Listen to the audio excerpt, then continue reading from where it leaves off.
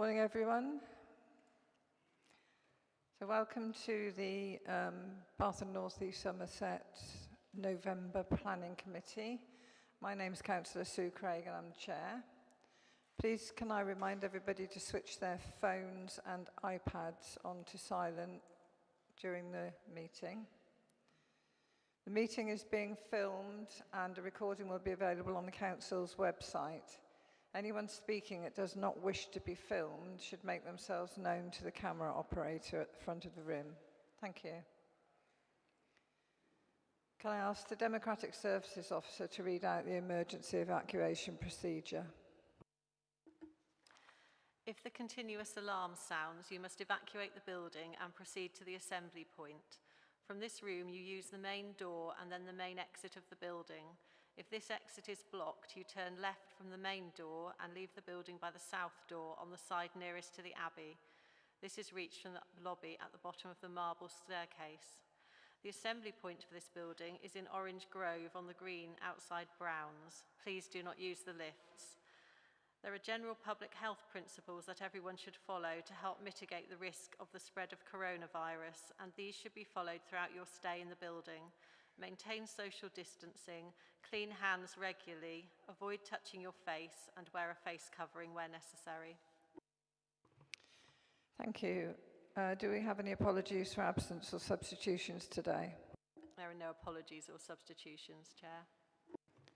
Thank you. And do I have any declarations of interest from anyone in the room? Councillor Jackson. Thank you, Chair.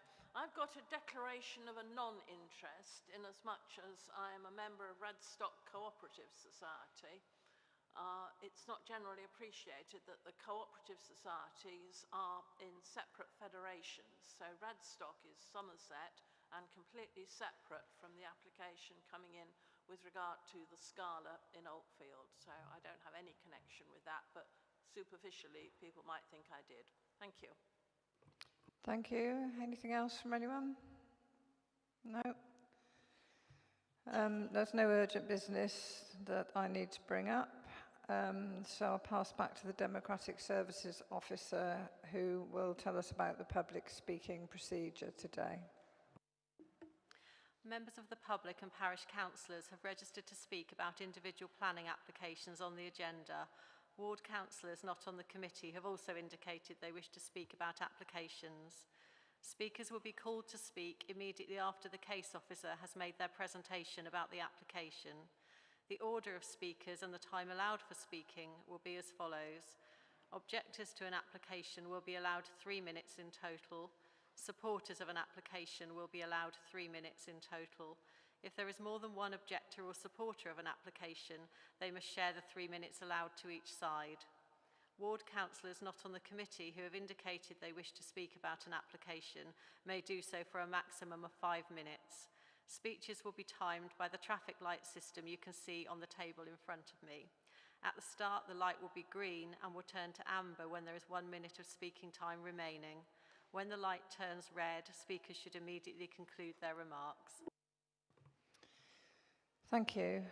The minutes of the last meeting on the 20th of October have been circulated. Do we have any comments on those? No? Could I have someone to nominate and second that they're okay? Councillor Jackson? Thank you. Councillor Davis to second. Thank you. So we can move on to the main plans list. We have just 3 items today, 2 this morning and 1 this afternoon. And the first one is parcel 1991 Bath Road, Keynsham.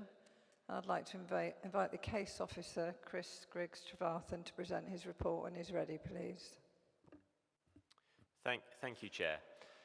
So yes, item 1 on the agenda is an outline application for up to 5,700 square metres of flexible use commercial development falling within use classes B1B, B1C, B2 and B8 with primary access onto Bath Road, and all matters are reserved except for access in this application. And as I said, the site is parcel 1991 just off the Bath Road to the east of Keynsham. And before I launch into the presentation proper, I've got a couple of, I'll just direct members to the update report. There's a couple of updates there about representations, ecology, and planning obligations. I've got a couple of further verbal updates to make. First of those relates to an error in the committee report, which is on page 44 under the planning obligation section. It refers to the Summerdale section 106. That's just a hangover from an old report template, so please do just ignore that reference to Summerdale there. And the second update is a slight tweak to the recommendation to the proposed conditions. There's a need to, so this application was actually received prior to the changes to the use class order last September, and so we are able to consider it on the basis of the use classes that are put in the description there, so B1B, B1C, although those use classes have now been subsumed into a new use class, Class E, which covers a much broader range of things. And so what is necessary is to add a further condition to the recommendation to ensure that the uses that are approved by this application don't include those wider E-use classes, which would allow changes away from employment or commercial development to other types of things. So the recommendation is still delegate to permit, but officers would like the opportunity to add that further condition if members are minded to go with officer recommendation. So with that being said, I'll launch into the presentation itself.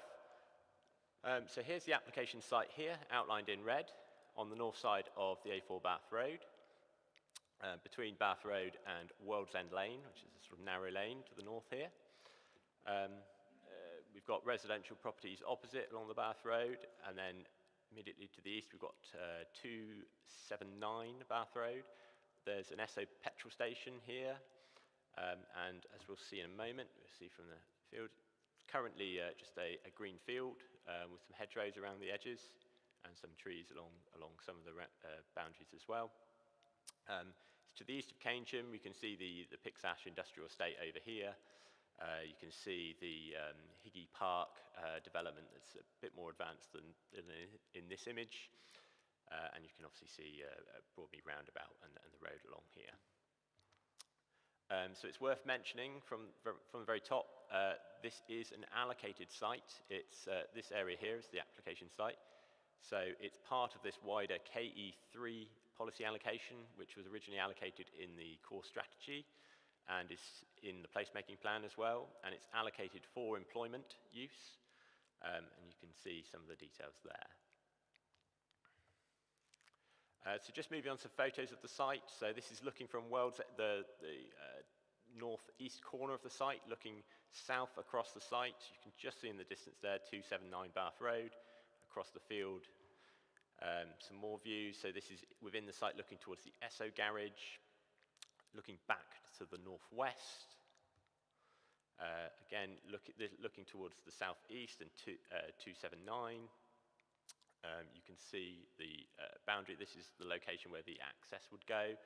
And you can see the residential properties opposite on Bath Road. And then moving on to Bath Road itself, this is the location of the access. So you can see the pedestrian refuge here and a lay-by, which has been mentioned in some of the comments. The refuge would be relocated further to the east, and I'll talk about that in a moment. Just similar location, just looking a bit more to the west, there's the Esso garage. And this is the boundary of 279, so you can see 279 on the corner here, and the relationship with the application site there. Just a couple more images on Bath Road. This is looking east, so you can see the lay-by. You can see one of the existing pedestrian refuge. It's actually substandard currently in terms of its width and its surfacing, and the proposed relocated pedestrian refuge would be the correct width and would be improved with tactile paving as well. Back towards the Esso garage, and there is another pedestrian refuge adjacent to the Esso garage. So there's one here and one slightly further up, adjacent to the access to the site. And both of these refuges would be upgraded. as part of the proposals. Now moving round to Pixash Lane and World's End Lane, this is the junction of Pixash Lane and World's End Lane, just so you can get an idea of what this access route is like down here. So this is World's End Lane, and then we move a bit further along, it's obviously very narrow. Looking back down Pixash Lane, new care home development that's under construction on the corner there of Pixash Lane and Bath Road. Further down the lane, again, it's quite a long lane, quite similar, quite heavily hedged and treed along each side. And then moving on to the plans. So as an outline application, there aren't any detailed plans other than for the proposed access, which we'll come to in a moment. However, we have got a parameters plan that's been submitted, which essentially the main parameter it establishes is it provides a 10-metre buffer in from the edge of the site. In most locations, there are some areas where it slips below that, but officers are broadly happy with the buffer as shown. That would be a non-developable area, i.e. that couldn't put buildings in the area, and that it would be used for ecological and landscape mitigation. So you can see that there. Layout, scale, appearance, and landscaping are all reserved matters. So the development could come forward in any sort of number of different ways through this site, in this site area. We have got the access shown here. Originally it was shown as 2 access points and sort of an in and an out. That was revised during the application process, as it was felt that a single access point was more efficient and safer as well from a highways point of view. So just moving on to that access, so this is the detail of the access arrangement there. There'd be a ghost right-hand lane here to allow turning across the Bath Road into the site. So this would be a detailed plan that would be approved. And then there's some tracking drawings just showing how HGVs would access and egress from the site within the lane shown. So this is an illustrative master plan, so this is not going to be an approved drawing. It shows one example of how development could be accommodated on the site. Now this drawing was actually received prior to that parameters plan drawing being received, and so it doesn't show that 10-metre buffer. So there is actually slightly less developable area than is shown in this plan. But it's just one example of a sort of potential layout. And it also should be noted that the description of development is up to 5,700 square metres of commercial floor space. And so if during the reserve matters it's not possible for whatever reason, they can't make the layout work for whatever reason, there is some flexibility at a lower level of floor space could be delivered to make sure it fits within those parameters. But yeah, this is just an illustration then, really. And then there is also this requirement within the policy to be part of a wider master plan for the allocation. So this plan here shows the entirety of the allocation. It was actually a plan that was approved as part of the council's application for a mixed-use development on the site to the northwest here. And it shows the illustrative proposals in here with the access onto Bath Road. Also has things to note, a pedestrian cycle route through the site, so securing a route from the Bath Road through to World's End Lane, which would then eventually potentially provide links to the Bristol to Bath cycleway, or the old railway line with the cycleway, is quite an important sort of gain that we could achieve by securing that through the legal agreement. There's also a point that's come up in some of the public consultation, some of the comments made on the application about the access onto Bath Road. The policy, in reference to the wider allocation site, talks about the primary access to the employment land being from Pixash Lane, i.e. via the World's End Lane here. And the council application up here does include improvements to World's End Lane to enable some access, but it's also got access off Pixash Lane. The policy doesn't preclude access from being achieved on Bath Road, and so officers' view is that it's not in conflict with that policy, despite some of the comments that have been made.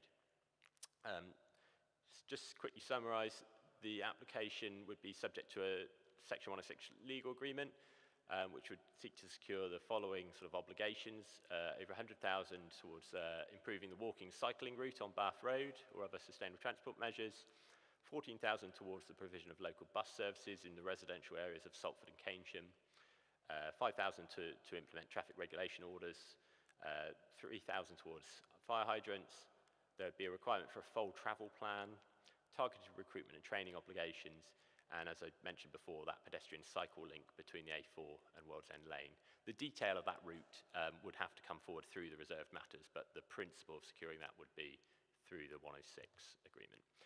And then just to finally finish, I'll leave this plan up. So this is the main sort of, other than the access drawing, this is the main drawing that would be approved, showing those developable areas. In officer's view is that this is an allocated site for employment. The application proposes a range of employment uses which meet that allocation requirement and would be to the benefit of the economy of Keynsham, increasing job numbers and contributing to the overall job and floor space requirements for the town, which in officer's view should be given significant weight in any planning balance that's struck. Happy to take any questions after the speakers. Thank you. Thanks very much, Chris. So we have 4 speakers on this one, so we'll do a switch around after the first 2, who are Mike Williams and Yvonne Gravel, who are going to share 3 minutes. So I don't know who's going to go first, but if you'd like to start when you're ready, and when you switch over, Marie will just pause the clock for a moment. So when you're ready, can you switch your mic on? If you could put it near to you. Sorry? If you could put it close to you, so Right. you can bend it. Are we ready to go? Yeah. Go. Okay. I am the owner and occupier of 279 Bath Road, which together with Broadley's Nursery, also owned by Places for People, forms the eastern boundary of the parcel of land 1991. And as such, I will be most impacted by this planning application. I would like to give my strong objection to the proposed vehicle access directly from the A4 into this land, which is a small part of the overall development area around World's End Lane that is identified in the KE3A section of the Council's core strategy plan, and which incidentally proposes pedestrian and cycling access only from the A4. Whilst the transport report before us suggests that vehicle access could be achieved, I would ask the committee to consider the bigger question as to why Places for People have chosen not to use World's End Lane as its vehicle access. One wonders if this proposed access from the A4 could become the main route down to World's End Lane and beyond. I would stress that this parcel of land is only a small part of the future development area down to the railway line. Therefore, would it not be more prudent at this stage to resolve the problem of an adequate, long-term primary access route for the whole development area? I respectfully request the committee to consider this application in the light of the greater access requirements and to reject this application until such time as the Pix-Ash Lane, World's End Lane access has been fully re-evaluated and explained to local residents. And lastly, I bring your attention to the fact that Pix-Ash Lane into World's End Lane is already being used by various vehicles for both business and domestic purposes.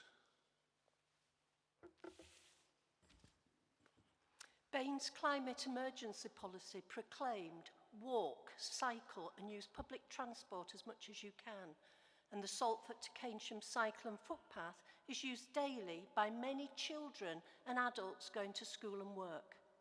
The way forward will be electric cars, metrobus and eventually a mass transport system.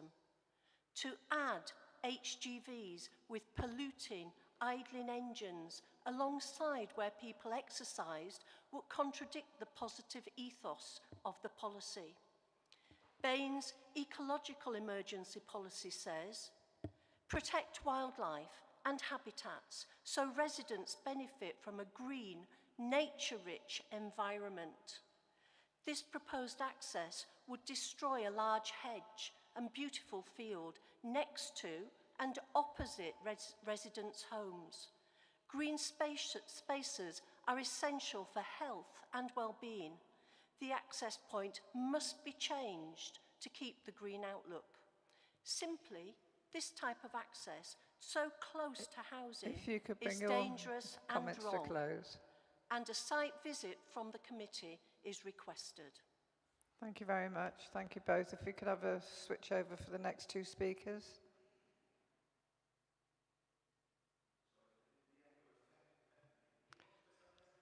Yeah, if we need to bring the next two speakers in. Thank you.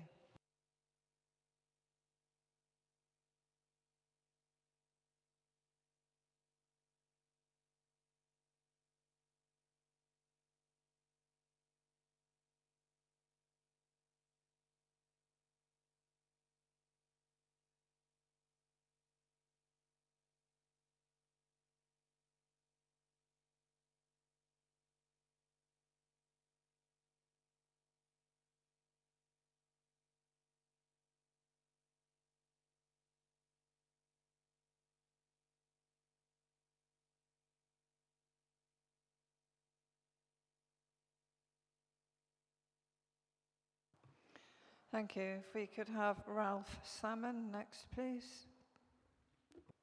Thank you. Good morning all. Ralph Salmon, Director at St Conga. By way of introduction, St Conga is a land promotion, planning and development specialist. We're in joint venture with the national registered provider Places for People, and we are the applicants of this planning application. We've been promoting this land for development since purchasing the site in 2018. We've invested time and money into instructing a range of surveys on the site, including traffic modelling, drainage assessments, landscape studies, tree surveys, and a full range of ecology surveys. We've engaged in pre-application discussions on this employment scheme and undertook an extensive virtual public consultation before submitting the outline application in July 2020. And we've undergone a series of revisions to the scheme during the determination period. This includes reducing the GEA from 5,950 square metres down to 5,700 square metres, and now likely to be less than this due to the Natural England requirement to accommodate 10-metre buffers on the edges of the site to provide dark corridors for horseshoe bats. So we have compromised and complied with officer requirements and statutory bodies at each stage, which has led us to this recommendation for approval. Neighbouring residential amenity has been carefully considered in outline, leaving the scale, massing and detail of the proposals to be settled through reserved matters in consultation with officers and the community. The submitted sustainability assessment confirms a number of environmental measures are to be applied when the detail comes forward in addressing climate change. As confirmed by the officer report, the development is compliant with the policies in your local plan, comprising the core strategy and the placemaking plan. And this application brings forward employment and will create jobs on a site that is allocated for employment in your local plan. The highway capacity of this development is factored into the models that underpin your adopted local plan. There is no highways objection to this application, and the new junction into the site is compliant with standards and is safe for all users of the A4. Section 106 commitments will ensure over 100,000 of investment towards improvements to pedestrian and cycle connections to the train station. A 14,000 contribution to bus services will also be made. Both of these commitments will benefit the existing community. The layout of the application fits into the master plan that incorporates the new recycling centre proposals to the northwest of the site, which this committee voted to support in July. Our proposal will bring forward a contiguous extension to the Pixat industrial estate in Keynsham as your local plan envisaged. Thank you for your time, and I invite members to follow the officer recommendation to approve this application.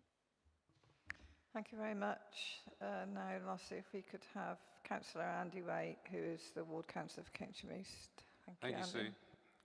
The last time I spoke to this committee was to support the residents of Van Dyke Avenue, who have an industrial site next door to them, and whose lives continue to be severely disrupted and cursed by the behaviour and attitude of the commercial and industrial companies right next to their homes.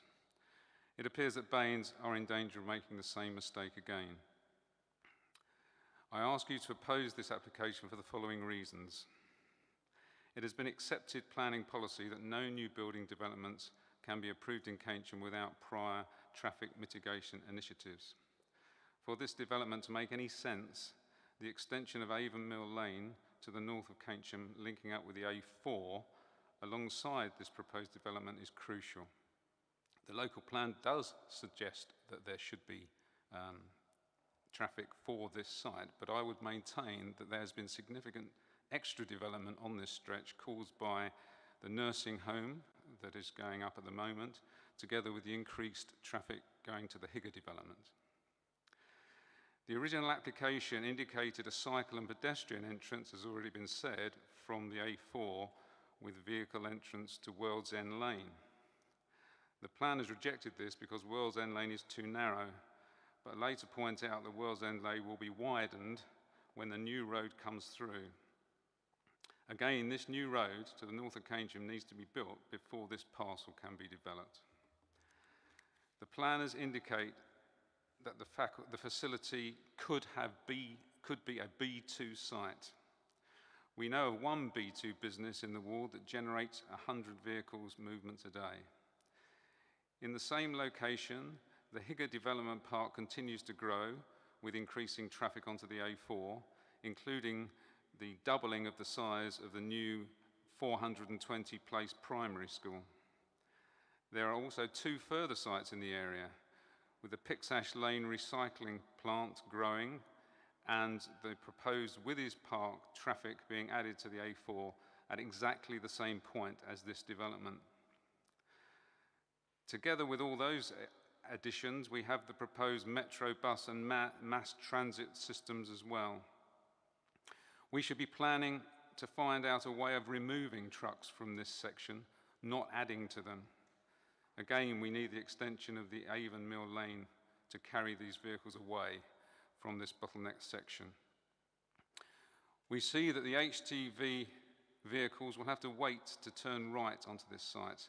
However, with the Pixash Lane Recycling Centre, their trucks are expected to go to the Broadmead roundabout, which is a completely different rule. So why is it that the Bains vehicles are to be going to the Pixash Lane site via the roundabout, whereas the commercial vehicles polluting that very site should be waiting to turn right to get into it? Surely there should be a consistency of approach by planners. Where is the plan to minimise vehicle emissions? There is nowhere near enough consideration of the green issues for this Climate and Ecological Emergency Council. Looking more closely at the application, the plan does not have a 10-metre buffer all the way round, and certainly not by number 279. I question whether the HGVs can get into the entrance with a 10-metre buffer in place. In the least, the entrance of the A4 should move nearer the garage. As we have seen elsewhere in Keynsham, having a B2 site so close to many houses is a recipe for disaster. There is no reason why another concrete making plant could not go there, or even an iron foundry. Light industrial use should be the maximum allowable activity on the site. I urge you to oppose this development on the basis that traffic mitigation is required, the type of industrial activity being considered is inappropriate for the site, and together with a lack of detailed consideration for carbon neutrality and biodiversity. Thank you. Thank you, Councillor Waite. So now if I could have questions to the officer. Councillor Hounsell. Thank you. I've got 3 questions, and I think the first question is probably on everybody's mind in the room at the moment, and that is how we've gone from a master plan which has vehicle access onto World's End Lane to an access onto the A4, and we're told that's not in conflict with policy. I just don't understand that at all. So can you elaborate why the exit entrance has been moved from the original concept to where it is now. And can I just add to that? The access at from the rear, from World's End Lane, makes some sense to me because it would feed into Pixash Lane and Ashmead Road and get back to the roundabout and so on. So I'm at a loss to understand why this key aspect has been lost straight away. Can you elaborate, please? Thank you, Councillor. The policy covering the allocation site, KE3A, the relevant development requirement in respect of the access says primary access to the employment land should be from Pixash Lane. It doesn't say that the sole access should be from Pixash Lane. It doesn't say that no other access should be formed off the Bath Road. The wider master plan proposals showed you before, there is an access from Pixash Lane shown to those proposals, so that bit is compliant with the policy. This proposal is not accessed from Pixash Lane. However, to be in conflict with the policy, you need to actually conflict with something that the policy restricts or be in direct conflict with it. And the wording of the policy simply doesn't, in officer's view, conflict with the proposals don't conflict with the wording of that policy. So that's one point. I think the other important point is that the applicant has explored access from World's End Lane, and the basic reasons for not being able to achieve it is because of constraints of third-party land ownership, because there's quite a few different land ownerships in this area. And that prevents a minimum 6.5 metre wide carriageway from being provided into the site from the Pixash Lane. They've looked at, through the course of this, a variety of different alternative access options, configurations, including different carriageway widths, layouts, design speeds, and traffic management measures, but none of those were considered to be achievable or really deliverable. So that's another point. And then I think the final point is the consideration of the access onto the Bath Road. You have to look at that on its own merits, in the sense of, in two senses. Firstly, is it acceptable in highway safety terms and traffic and congestion terms? And the assessment that's been undertaken by the Highways Authority is yes, that's fine, and it won't cause an issue. And secondly, does it prejudice anything else coming forward through the allocation? And the answer to that question is no, it doesn't prejudice any of those future plans or development requirements within the allocation. So on that basis, looking at this application on its merits, it doesn't conflict with the policy, and it doesn't prejudice any part of the allocation, and it actually delivers the uses that the allocation requires. So on that basis, officers are satisfied it's in accordance with the policy. Okay, have a follow-up, Councillor Hounslow. Right, two more questions. The next one, Councillor Waite referred to Metrobus, and that's something that had occurred to me in that there are discussions and briefings taking place about Metrobus, which is meant to be rapid transport between Bristol and Bath. Can you explain how this is compatible with rapid transport between Bristol and Bath? Well, I can explain in the sense that it's not, I've not had any comments from the Highways Authority that would prejudice the Metro bus proposals in any way, shape or form. Those are relatively nascent in terms of there aren't detailed designs for this area yet, but I can't see any reason why it would prejudice those proposals. My final question is this week, 2 days work in Tiny Road to renew the road surface in Salford has cost between £60,000 and £100,000. That's one road, residential street, being re-tarmacked.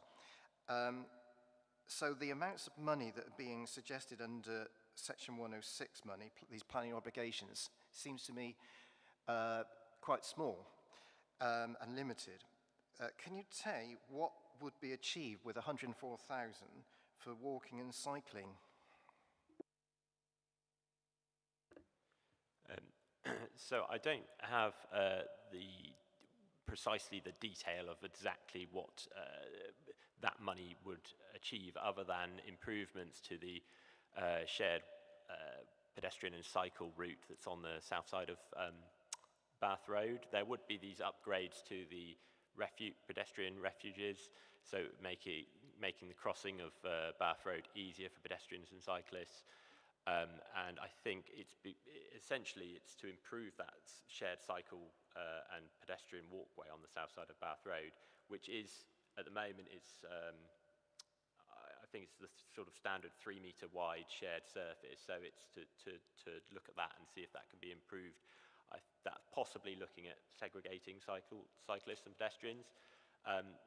There are other developments coming forward in this area that's already been alluded to, and there are different contributions that are being sought from those as well to contribute towards generally improvemments to pedestrian cycling and sustainable transport measures within this area. So it's part of a sort of overall package that would be contributing to that. But as for how much you get from 100,000, I'm not sure I can really answer that.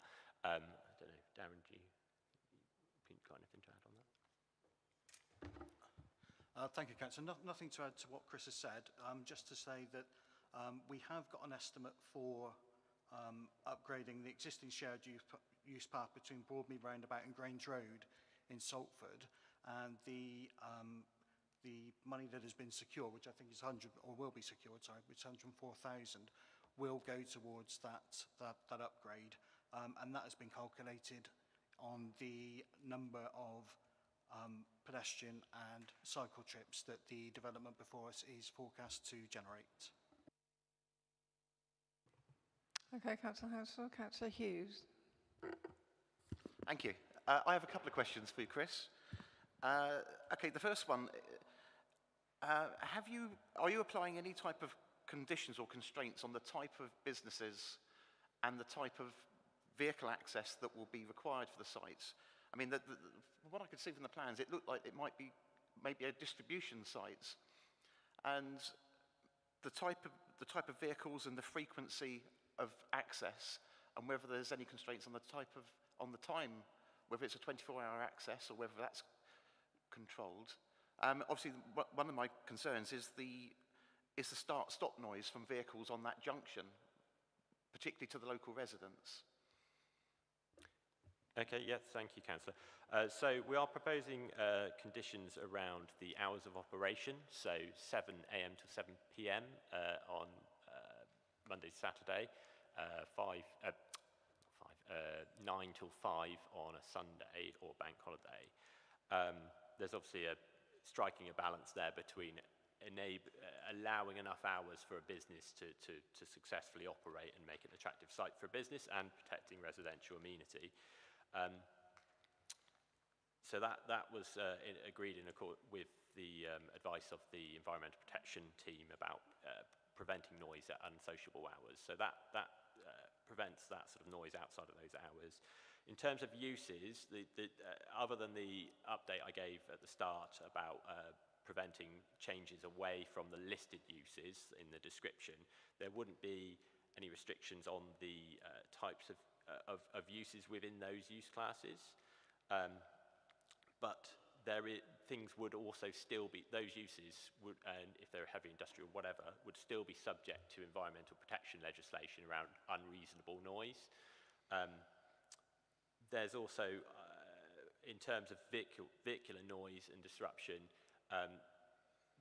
we have to remember as well, the residential properties around here are already face onto the very busy A4. And so there is quite a high level of background noise in this area. So that means that the disruption is less likely to be perceptible above that background noise.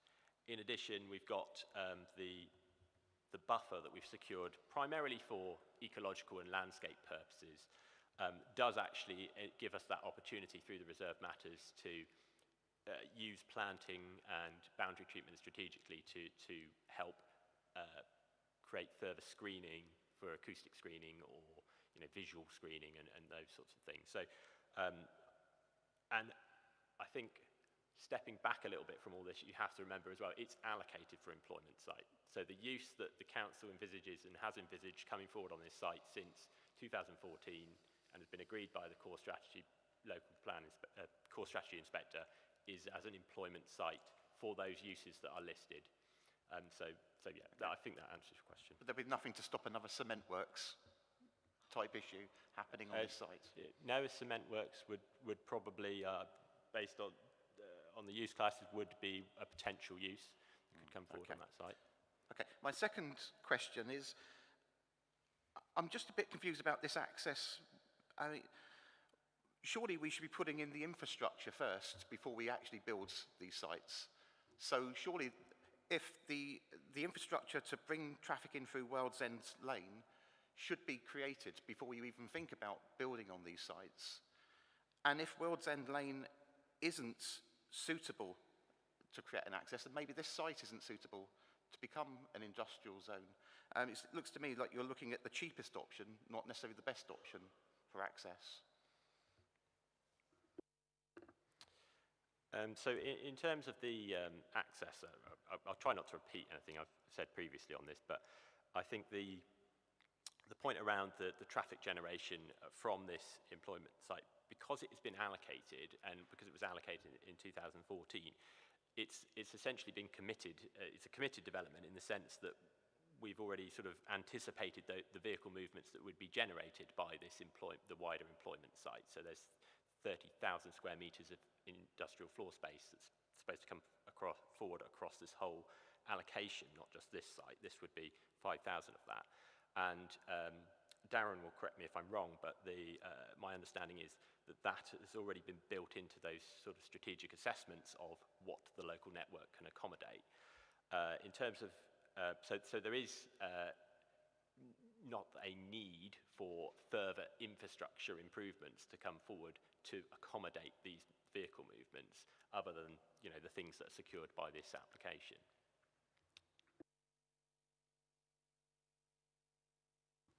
Okay.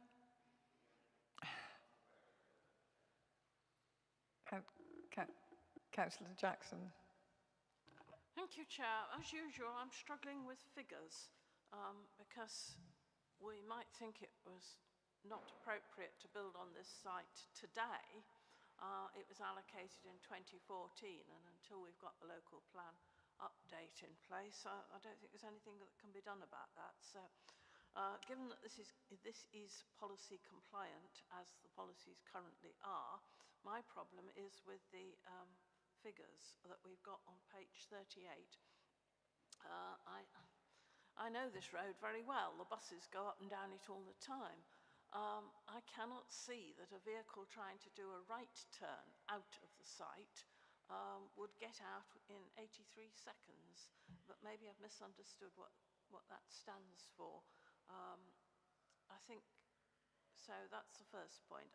Is that figure correct? And I am not really getting my mind round the transport? Oh dear, no, I've lost the page.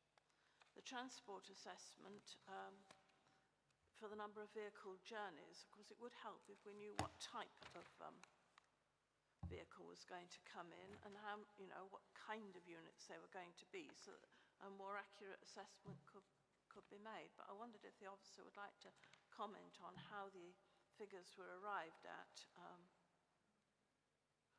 in the various comments from him. And the second point is I wondered how we'd arrived at this figure of £14,625 for a contribution to public transport, because I don't think that'll even buy you part of a bus. So how have we come up with these figures is what I'd really like to know in a bit more detail.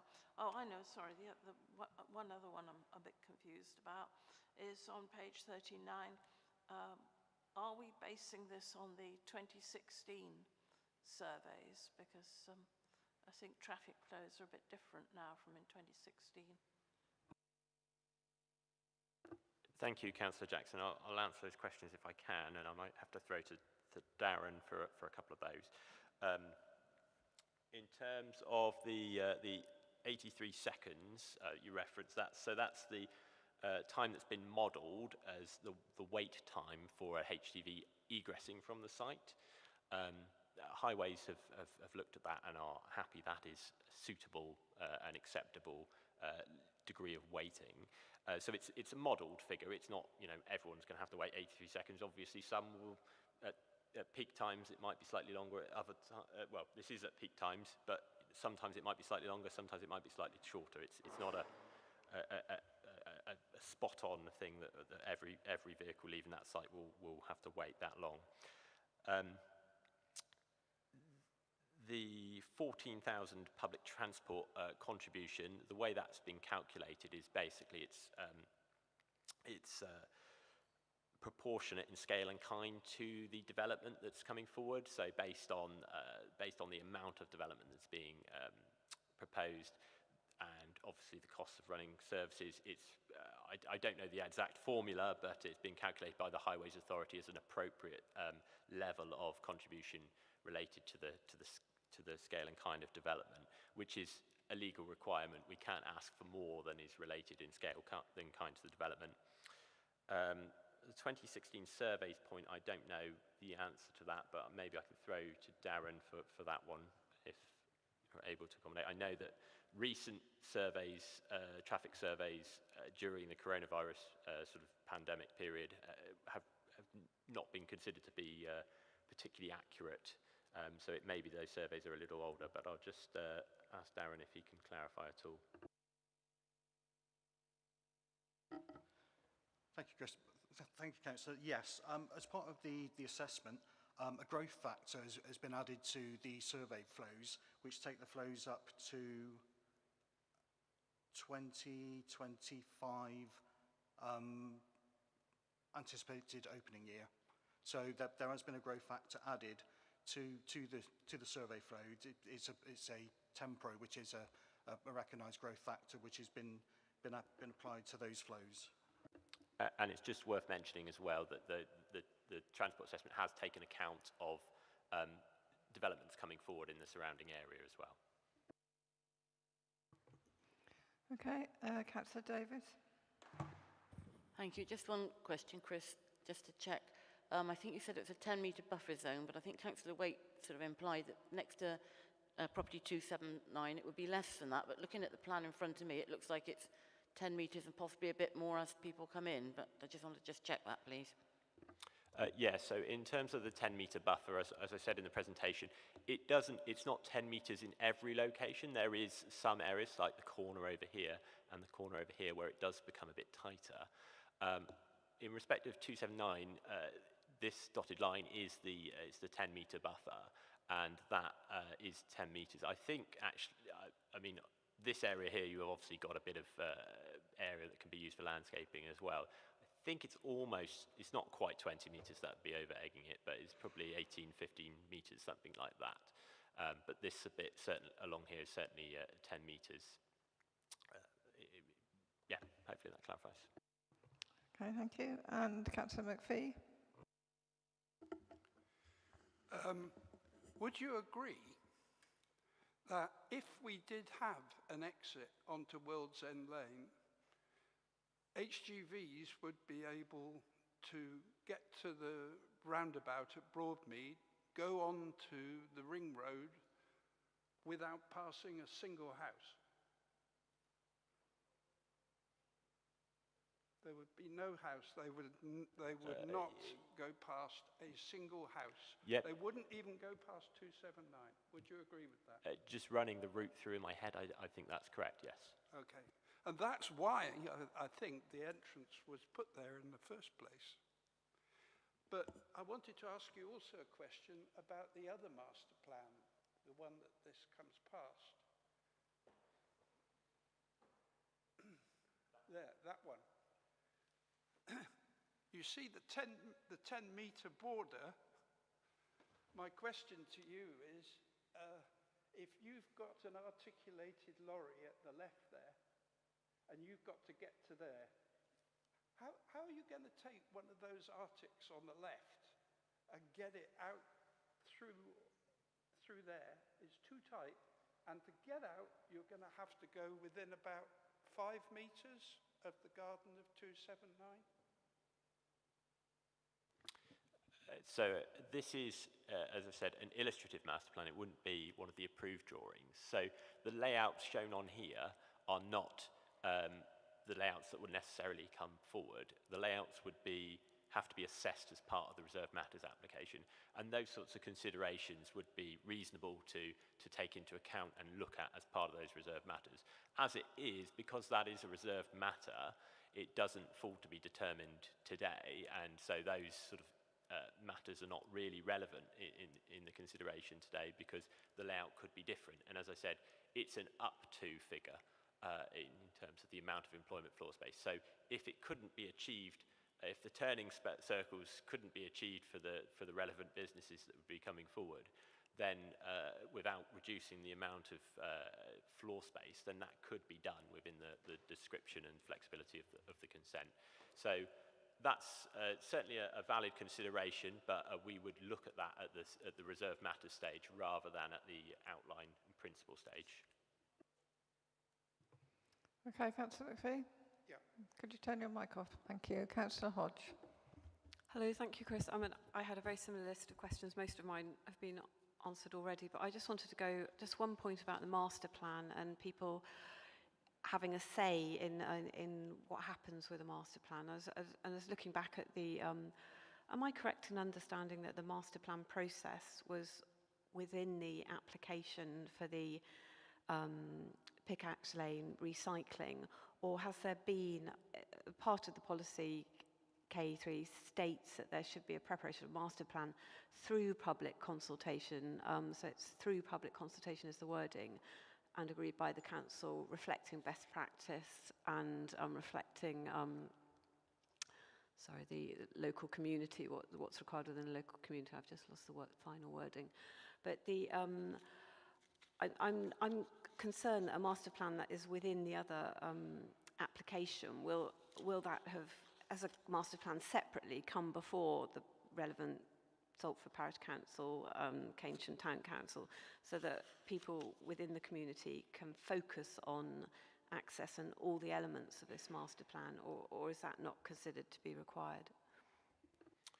So you're right in the sense that the wider master plan that I've shown, it did come through the previous application for the council site up here. That was obviously subject to public consultation in the normal manner of a planning application. Policy doesn't require approval of the master plan by, by separate parish councils or town councils, etc. But based on the assessment that the council undertook in respect of this the council application for the mixed-use site to the northwest, was that this master plan, as shown here, was acceptable and met the requirements of the policy. That was the assessment that was, I think that was a committee, I think the committee decision on that application. So that did come before this committee. So in that regard, the scheme that's shown before us today and shown in the master plan here, they're very similar. Obviously, this is only illustrative, and this is very similar to the illustrative master plan that we were discussing a moment ago. And in that sense, officers are quite happy that they're consistent with each other, and therefore it complies with that master plan requirement within the policy allocation. Okay, Councillor Hodge. Anybody else got any questions before we move to the debate? No? So, moving to debate, I'm going to ask Councillor McPhee to speak first. He's the ward councillor. And then, following Councillor McPhee, Councillor Hounsell, who is the adjoining ward councillor, and the boundaries are quite close here. So, Councillor McPhee, if you'd like to open the debate. Thank you very much. So we need to talk about the two exits. And you've already heard my thinking about the exit 2 for World's End Lane. This is the natural place to take lorries, take them through an industrial estate to the roundabout where they can get onto the ring road and go to the motorway. There is simply no argument. Now, if you come on back to that plan, and where they say it's very difficult, they put the entrance at the top left, and the planning officer talks about difficulties with third party. If we put the entrance at the bottom, and this is why I'm going to request a site visit, if we put the entrance at the bottom, we own the land at the bottom corner there. There is no reason, and if we go and look at it in a couple of weeks' time, you will see there's no reason not to have a good access there. So that's my point about World's End. There are overriding reasons for us to go that way. As Councillor Waite and Councillor Hughes have said, we could end up with a cement place doing 100 to 150 vehicle movements a day, and at the other end a distribution centre doing another 100 and 150. I mean, to unleash that onto the A4, they're doing far less than that to go to Pixash Lane, but they've got a no right turn to go down there. So to me, it doesn't make any sense at all to open up the A4 when we have that option there straight away. Now, the other point that they do say, and we need to comment on it here because it's in the application, is the B2 status. As Councillor Waite has said, we have seen people's lives severely impacted because a B2 level industry was put too close to them. And I see that happening again there. Why do we have that big green patch of green so that the trucks, as they come in there, bear down onto 279's garden? So we shouldn't have B2. I'm not sure about this E status. I will investigate that. But to my mind, I would like to oppose this because it's got B2 in and because the wrong entrance has been selected for the trucks. So am I right? There was no motion there, was there, Hal?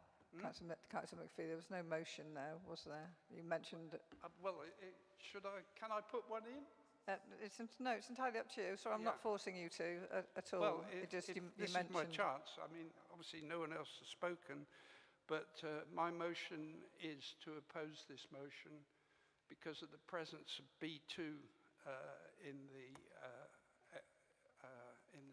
the application, and also because of the change of egress. But I want the World's End Lane to be the exit. Can I just ask Councillor McPhee a question, just to clarify what he's just said? Yeah. Right. You did speak in your address about the need for a site visit. So can I just be clear, what are you proposing? Are you proposing a site visit or not? Well, I would much rather, I think a site visit at both the entrances would be very instructive. Okay, that's why I was asking for clarification, because at the beginning of your speech, you said about a site visit, and then it got lost. So I got moved on. Sorry. Yeah, so can I just be completely clear? You are proposing a motion to do a site visit? Yeah. Thank you. So do we have a seconder for that? Councillor Hounsell. Yes, I second that. I want to take everybody in the room on a short journey, a trip, if you like, and it's over just... If we're having a site visit, there shouldn't be a debate. This is the reason why I want the site visit. Okay, Councillor Hounsell is seconding the motion, so I think he's allowed to speak. Yeah, thank you. Right, so I want to take people on a sort of mental trip to explain the need for a site visit. If you go along the A4, let's start on the same side of the road at Flourish, which is a new large farm, cafe and shop. And then you go past that, there are flats called Longreach. Then you have Broadley's Nursery, and then you have this proposed exit entrance point. You then have the petrol station. You then have Pixash Lane with a new nursing home being built, and then you get to Broadmead Roundabout. As has been mentioned, on the opposite side of the road of the A4, there's the Higgy Park development. The A4 we think of as a wide road, but it's actually at its narrowest point at this junction. I would also, on a site visit, ask people to look at the problems of turning, both off the road, turning right into the development, and those vehicles turning out of the development and trying to turn right. There are issues with a third lane being painted on the road, and illustration of this is it Flourish. There's some paint there which allows vehicles to settle before turning right. But there's no similar way of coming out left, and there's a conflict as well with people trying to get access to the houses that are opposite that we can see on that diagram. Painting third lanes on the A4 can be dangerous because you have cars or vehicles waiting to turn, and then if somebody's in the opposite direction deciding to overtake, you have a head-on situation, and there was a crash recently outside Flourish. So my overall point is that everybody needs to go and see all this, and I strongly recommend that we see it from the opposite side of the road to that entrance, and that everybody takes the short walk from Flourish, say, to the garage to get a sense of the place and what's possible there and what is not possible. Okay, thank you. Thank you, Councillor Hounsell. So the motion we have on the table is to do a site visit. Proposer, Councillor McPhee, seconder, Councillor Hounsell. All those in favour, please. Sorry.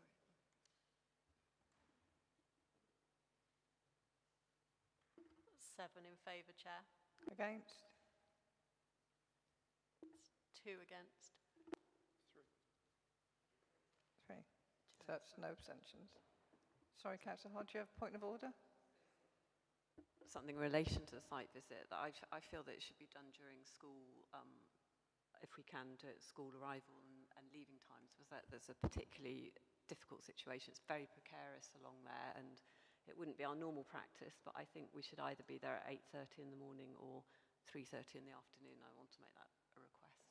Okay, we'll take that one aboard. Thank you. And Chair, can I just clarify? I think it's important, as Councillor McPhee said, that we also look at the back along World's End Lane. So it's not just about touring the A4, but looking at the rear of the development. Okay. Thank you, Councillor Hounsell. Okay, we can move on to the next one. We've been going for just over an hour. Is everybody okay to continue? Okay, I have just 5-minute break to stretch your legs. Seriously, 5-minute break. Can you come straight back?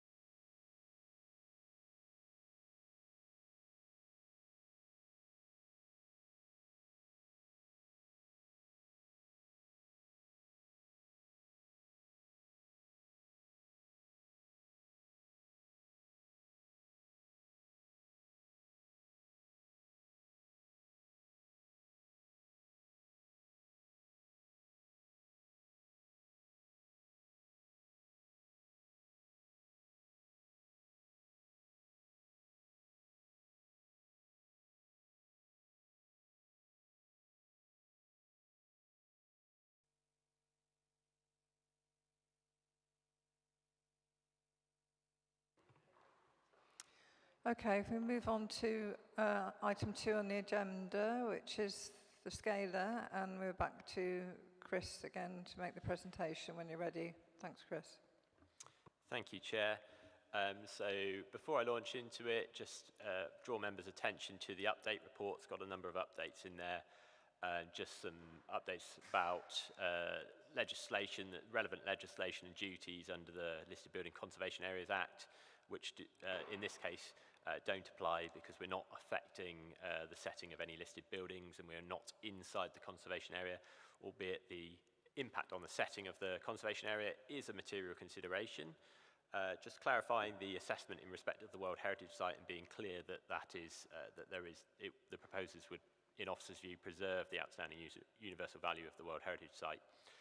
Clarifying the EIA assessment status that's now been screened, and a couple of updates in respect of the recommendation, the obligations added to include funding and implementation of a car club bay, and an update to one of the student management plan conditions, just to bring it in line with current practice. So with that said, I'll launch into the actual presentation. So this is a proposal for the mixed-use redevelopment of the Scalar site in Westmoreland. It involves the demolition of the existing extensions to the Scalar and a new extension to include improved retail store at ground floor level, providing a replacement community space at first floor level with 16 beds of student accommodation at first floor level as well.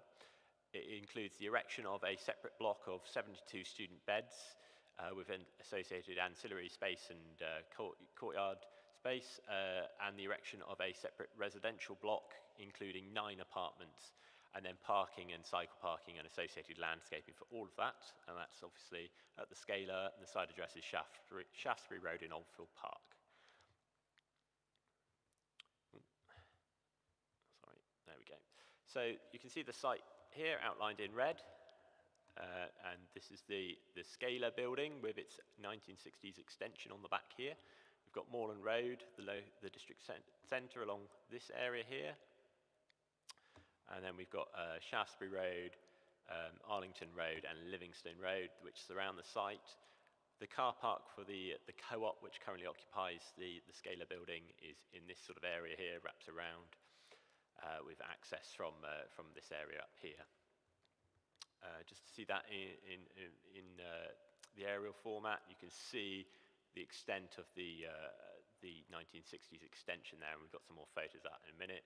But we're in otherwise a sort of suburban area of Bath, with lots of Victorian Edwardian terraces, and I'm sure we're all very familiar with this sort of area of Bath around Moreland Road. Just a useful 3D aerial shot again, just to help orientate yourself. So Shaftesbury Avenue is along, Shaftesbury Road is along this bit here. We've got Moreland Road, the main Moreland Road down here, Livingston Road around here, and then Arlington Road up here with the access into the car park, the 1960s extension and the main Scalar building up here. So the Scalar was actually, I think it's from 1919, and it was a sort of theatre building. It's obviously got this sort of monumental facade frontage with sort of rubble stone elevations to the side and rear, and it's survived reasonably well, as we can see from the modern day images looking west towards Shaftesbury Road here. But then we've got this 1960s extension on the back, which is obviously not particularly favourable to the original building, containing much of this co-op store. We can see the car park in the foreground, and then this is looking down Shaftesbury Avenue again towards the Scalar, the frontage onto Shaftesbury Avenue. Just a couple more images. So in this image, we're looking down the sort of east side of the Scalar. You can see the rubble stone elevations of the Scalar there, and then we're looking at the extension on the back there, which in places goes up to 3 stories in height, but it's obviously in other places 2 stories, but they are quite large commercial stories. Just another view there. So again, you can see these sort of original elevations. You can see bits of the 1960s extension. This is the view from within the car park, quite tight at the moment, but you can see this is looking east towards Arlington Road. And then we're looking along Arlington Road towards Livingston Road. Image is a little bit compressed. They are quite tight terraces, but they're not quite as squashed as the image makes out there. And then moving on to the proposed plans. So proposal is to retain the original part of the scalar building, which is the council considers to be a non-designated heritage asset. It's not listed, but it has got heritage significance. Demolish the 1960s extension and replace that with a new extension on the back here, which would provide 16 beds of student accommodation, as well as providing this ground floor area for the co-op store. There would be a reduction in the area of retail space, but co-op have provided information to demonstrate that that meets their sort of changing needs of their customers. There's an area of the existing store which is currently unused, which was previously a clothes retailer and was surplus to requirement now. And so officers are content that the reduction in retail floor space won't adversely affect the Moorland Road local centre, as the co-op is seen as something of an anchor store for that area. And then we've got this is the courtyard building, which is the separate block of student accommodation. So it's 72 student beds in this area here. And then we've got parking around the buildings here, some areas, small areas of landscaping, and then a building called the Muse, which is arranged as a sort of in a terrace form, but it actually contains 9 apartments. 8 of those are 1 beds, and I think there's a 3 bed in there as well. And then just moving up to the first floor. So the first floor, the current first floor of the scalar and its extension does contain these dance studios / community uses. And the area, the proposals would provide an area for the dance studio. That is a reduced area, but it would improve the facilities by providing changing rooms, fitting rooms, and showers, and in officers' view is considered to be an improvement in terms of the quality of the space, even if there is a reduction in the amount of overall floor space. And then on the back here you can see some of the student bedrooms, majority of which are in cluster flats, but there are a few number of studios, which I think are the ones in red. And then we've got cluster flats in this block here, the courtyard block. We'll look at them in more detail in a second. And then, as we can see, the main building on the extension to the end of scalar is only 2 stories.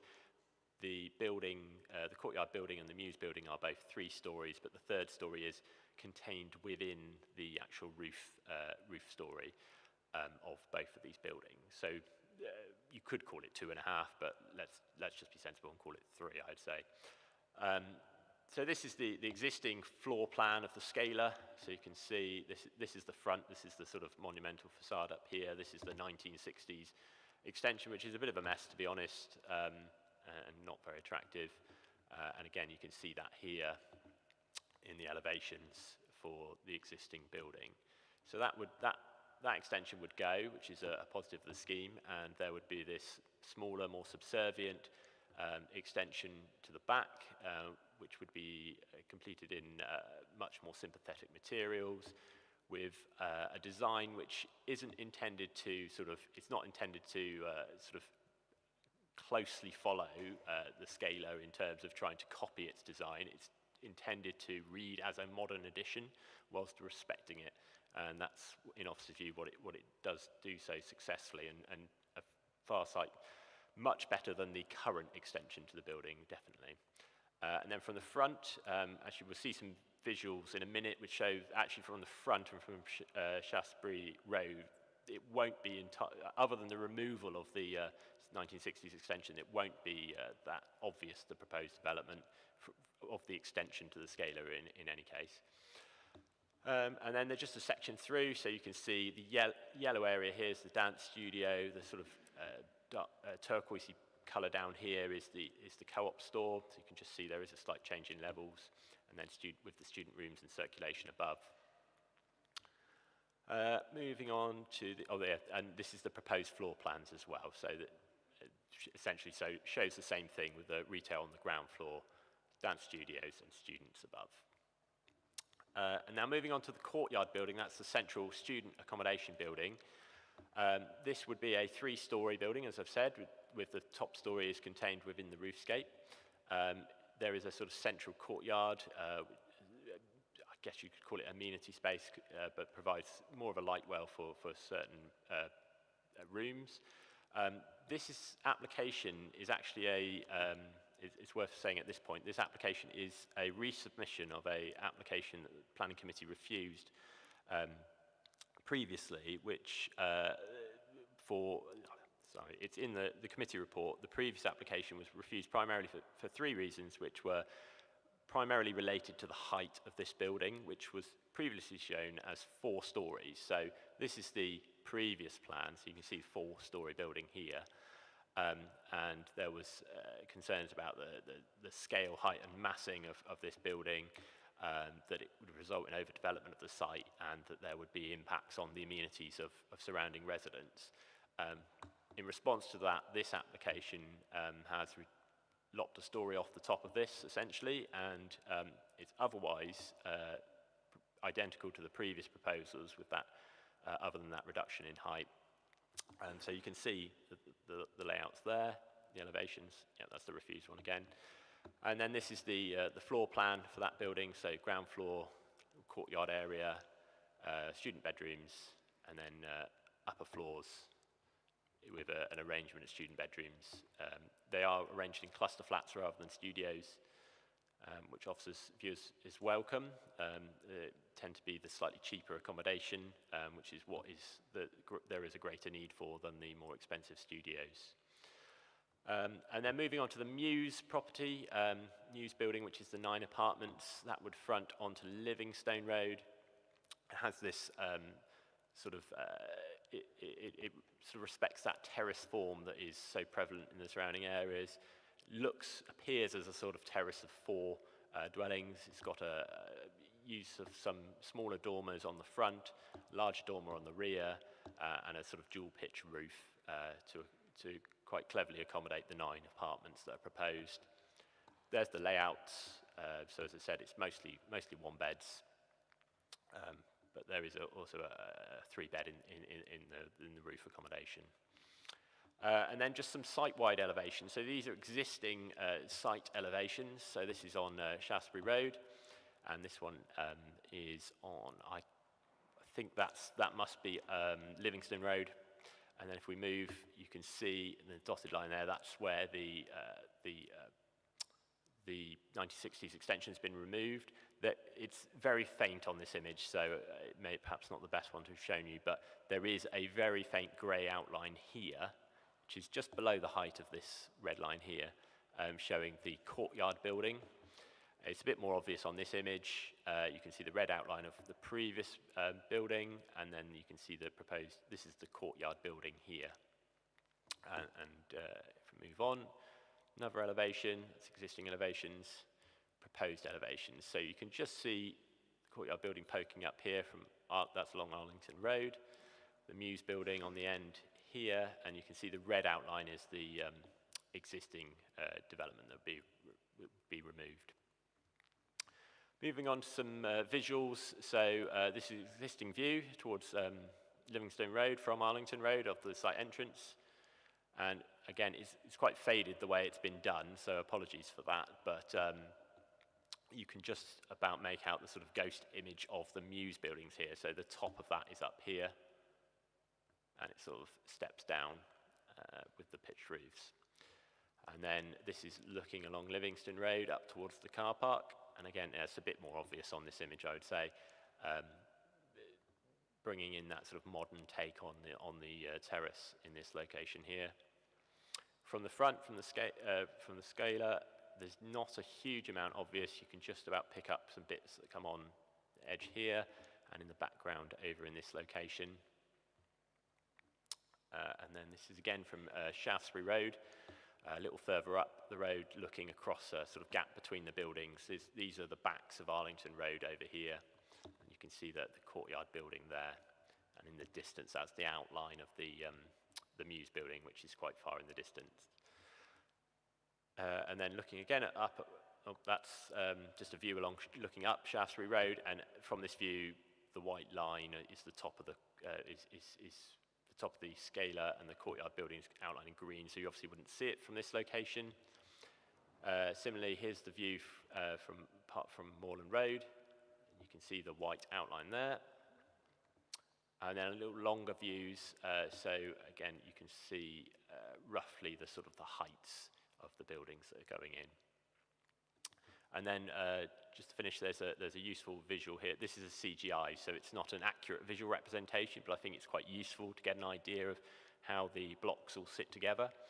So you've got the scaler here, the extension on the back, you've got the courtyard building, and then you've got the Muse there. So officers are recommending the application for approval.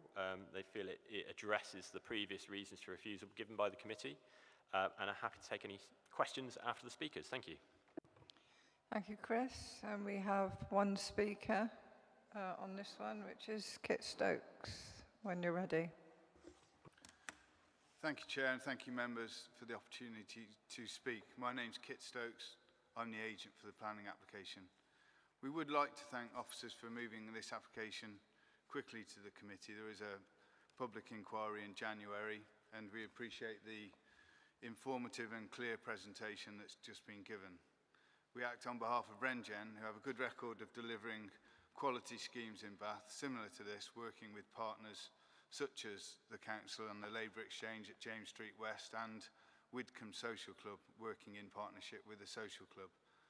This scheme is a partnership with a co-op whose building has reached the end of its life and is in need of regeneration, renovation.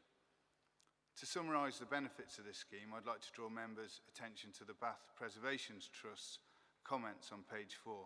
I do feel that this review is a good independent summary of the pros and cons of the scheme.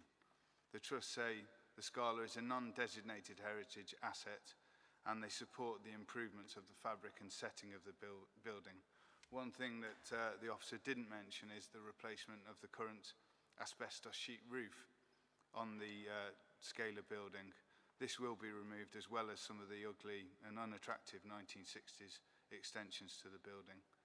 The Preservation Trust are supportive of the principle of development and of introducing a good mix of uses across the site.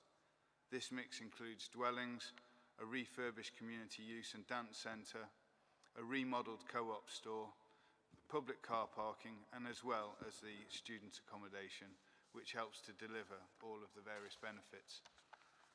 In their comments, the Preservation Trust considered that the development will offer improved permeability of the site, and they endorsed the design of the new buildings. And again, we've worked quite hard to look at the reasons for refusal that the committee put forward earlier this year to try and improve streetscape, landscaping, planting, public realm, as well as lowering the height of the building. So the Trust was supportive of the reduced height of the proposed courtyard building from 4 to 3 stories. They noted that the community space should be safeguarded, which it is, as a condition. And the only negative was that the Trust had an in-principle objection to student accommodation, but at the committee in May, the Council didn't refuse the application for this reason. Those reasons were scale, massing, and the impact on neighbours, which we've tried to address in this resubmission.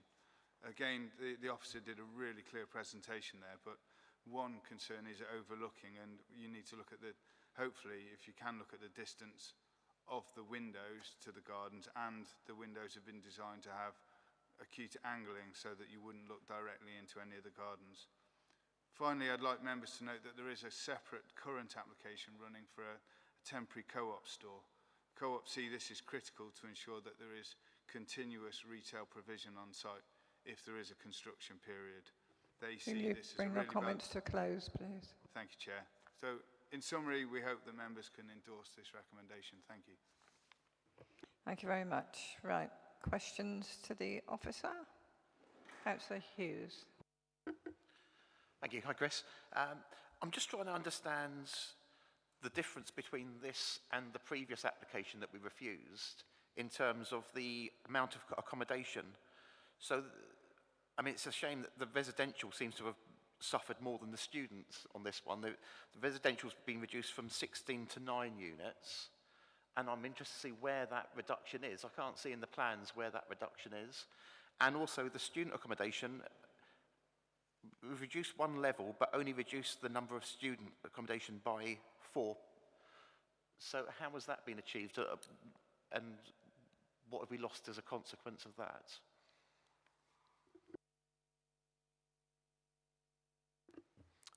So yes, to summarise the main changes, as I think you've done in your question, but it is essentially the removal of that one story from the courtyard building.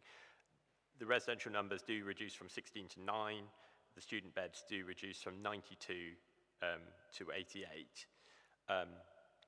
I'm not the case officer for this application I'm standing in, so I'm not as familiar with the previous application as the actual case officer is. But I think you have to judge this application on its own merits. I don't quite know where those 7 residential units were previously proposed in the previous scheme. I could look it up, but it would take me 5-10 minutes to look up. So apologies, I'm not able to give you a clear steer on that one. Okay. Councillor Hodge? Yes, I had a similar question about the reduction in the number of residential units. So it's 8 one-bedroom and down to 3 1 three-bedroom. I just wanted to also ask about the evidence of demand for this student accommodation in this site, because it is, I think the balance in relation to policy CP10 has shifted with this new application because of the shift in the loss of the residential, which would be in demand in this area. So is the applicant required to provide evidence that this student accommodation will be filled? I mean, given that, you know, the Vice-Chancellor's statement in June about decreasing student numbers, and also the question about the local Norland nanny use not coming forward either, is that relevant? Thank you, Councillor Hodge. So on the, so there's a couple of points there that need to be made, I guess. So on the need for student accommodation, the Council has recently published a sort of evidence/topic paper on this, and the strategy, the current strategy in respect of the core strategy and the placemaking plan is to try and avoid any growth in the private lettings market for students, i.e. HMOs. And to achieve that, so the strategy is no growth in over the current number of HMOs, and then looking ahead, forecasting student numbers based on university estimates. By the end of the plan period, there is a sort of a deficit well, there is a need for further purpose-built student accommodation to avoid that growth in purpose-built student accommodation. So there is a sort of need that the Council has identified over the plan period. But I think more important than that, really, than sort of arguing and thinking too much about the need or demand, is what the policy requires. And the current policy only seeks to prevent student accommodation within the enterprise zone or central area where that would damage the objectives of the Council in terms of housing or the economy. This is not in the enterprise area or the central area, and so the current policy is actually supportive of purpose-built student accommodation in that sense, and this is a windfall site that's not allocated for any other use. And so there's no requirement on the applicant to demonstrate demand or need, and there's no in principle policy objection to student accommodation coming forward as part of this site. So hopefully that answers your question. Just on the Norland nannies point, I know that that was something that was being suggested, that the would be utilised by Norland nannies. I think we wouldn't be able to or seeking to control the occupation of the student accommodation to a particular educational user, and so because we couldn't control that or wouldn't control that, then I would say it's not really material for you to think about. I think you could just treat it as purpose-built student accommodation. Obviously, that was, I believe, the stated aim of the development. I'm not sure whether, with this current application, as to whether there's still some arrangement in place with Norland nannies or not. But as I said, I think it's largely irrelevant, and just treat it as purpose-built student accommodation. Okay, Councillor Hodge, to answer your question. Well, sort of. I just want to, but CP10 is still applicable, isn't it? That it should, any new housing development come forward should contribute to providing a choice in tenure and housing type and have regard for the existing mix of dwellings in the locality.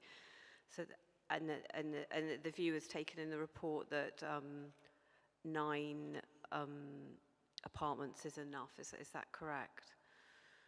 Yes, apologies, Councillor. You did ask about CP10 originally, and I completely brushed over it. So yes, so CP10 does require that there to be this mix. However, it's not specific about what that mix should be or what it should look like. It's very difficult, therefore, to insist on a particular mix. I know that the argument has been put forward by third parties and others about this being an area of high concentration of HMOs, existing area of high concentration area of HMOs, which it undoubtedly is, as everyone knows.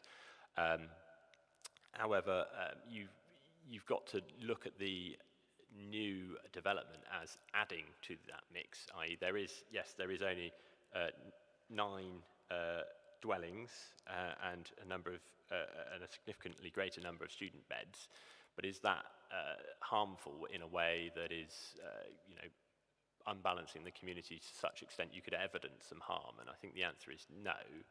I also would remind members of the fairly recent Plum Centre appeal, where I believe members did actually, no, not members, in fact officers ran the argument that against CP10, that proposal would lead to unbalancing of the communities because it's student accommodation in an area of high concentration of HMOs.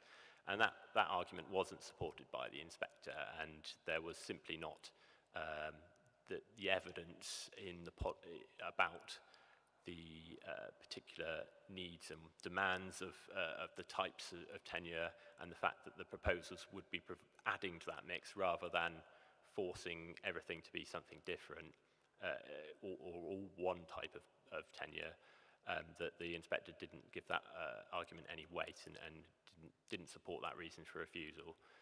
So in terms of CP10, officers are satisfied that they are providing a mix, so there are different uses. It is a mixed-use development, so it's retail, community use, student and residential, but as I said, the policy isn't specific, and I don't think there would be sufficient weight to an argument to say that it's too heavily weighted towards student accommodation. Okay, thank you. Okay, Councillor Jackson. Yeah, my question was somewhat, well, one of my questions is somewhat on the same lines, actually.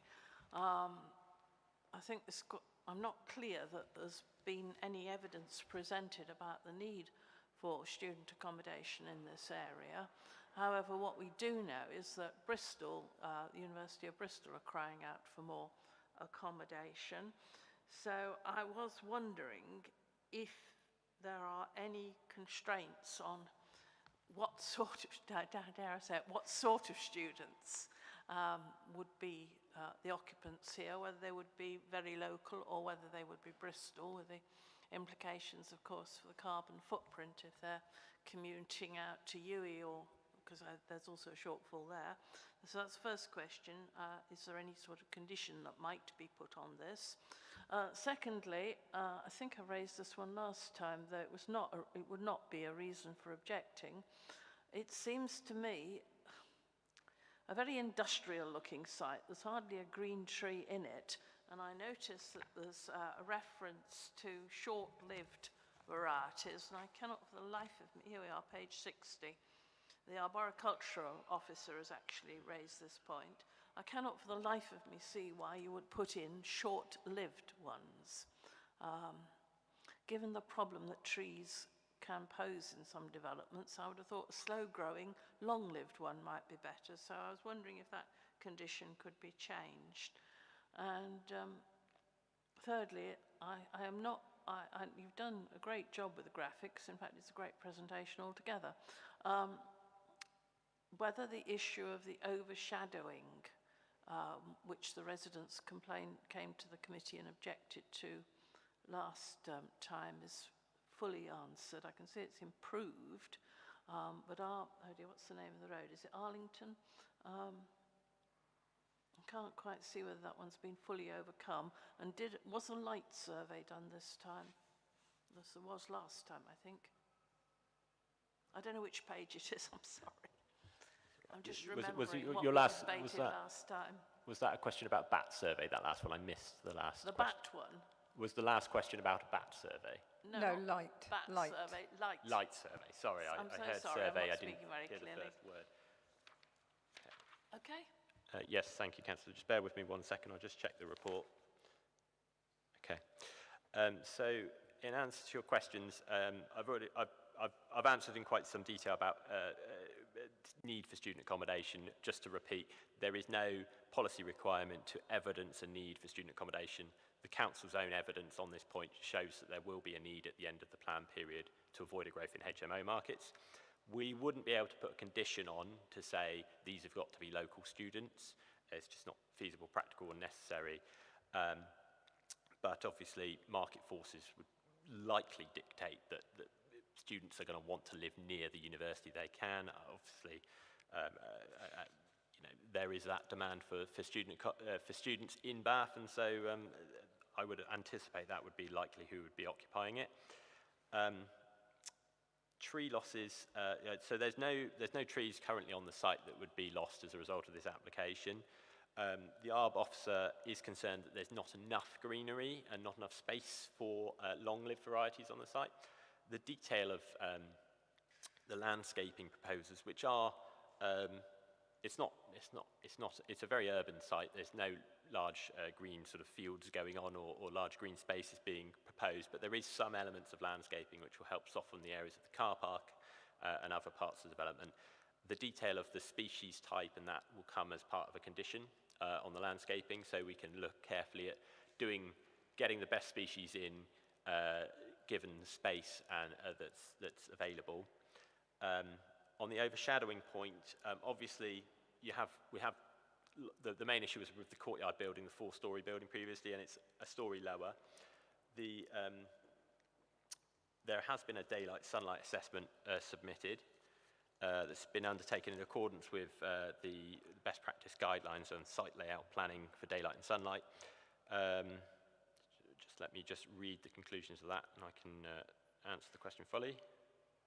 So the study that was submitted is actually undertaken on the basis of the originally submitted scheme, so the 4-storey. And at the time, that only identified very moderate impact on a couple of buildings and for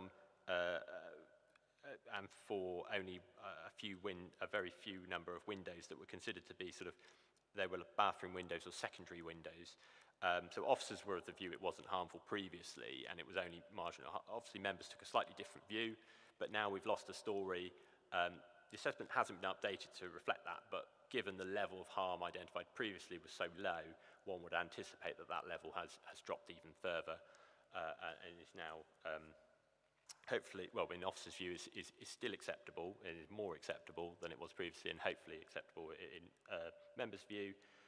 And I'd just add, on the end about just to focus members' minds on the fact that this is a resubmission of a previously refused scheme, and we've got to focus, whilst we've got to consider it on its own merits, we do have to also consider whether or not this scheme has overcome those previous reasons for refusal, which I highlighted earlier. Thank you.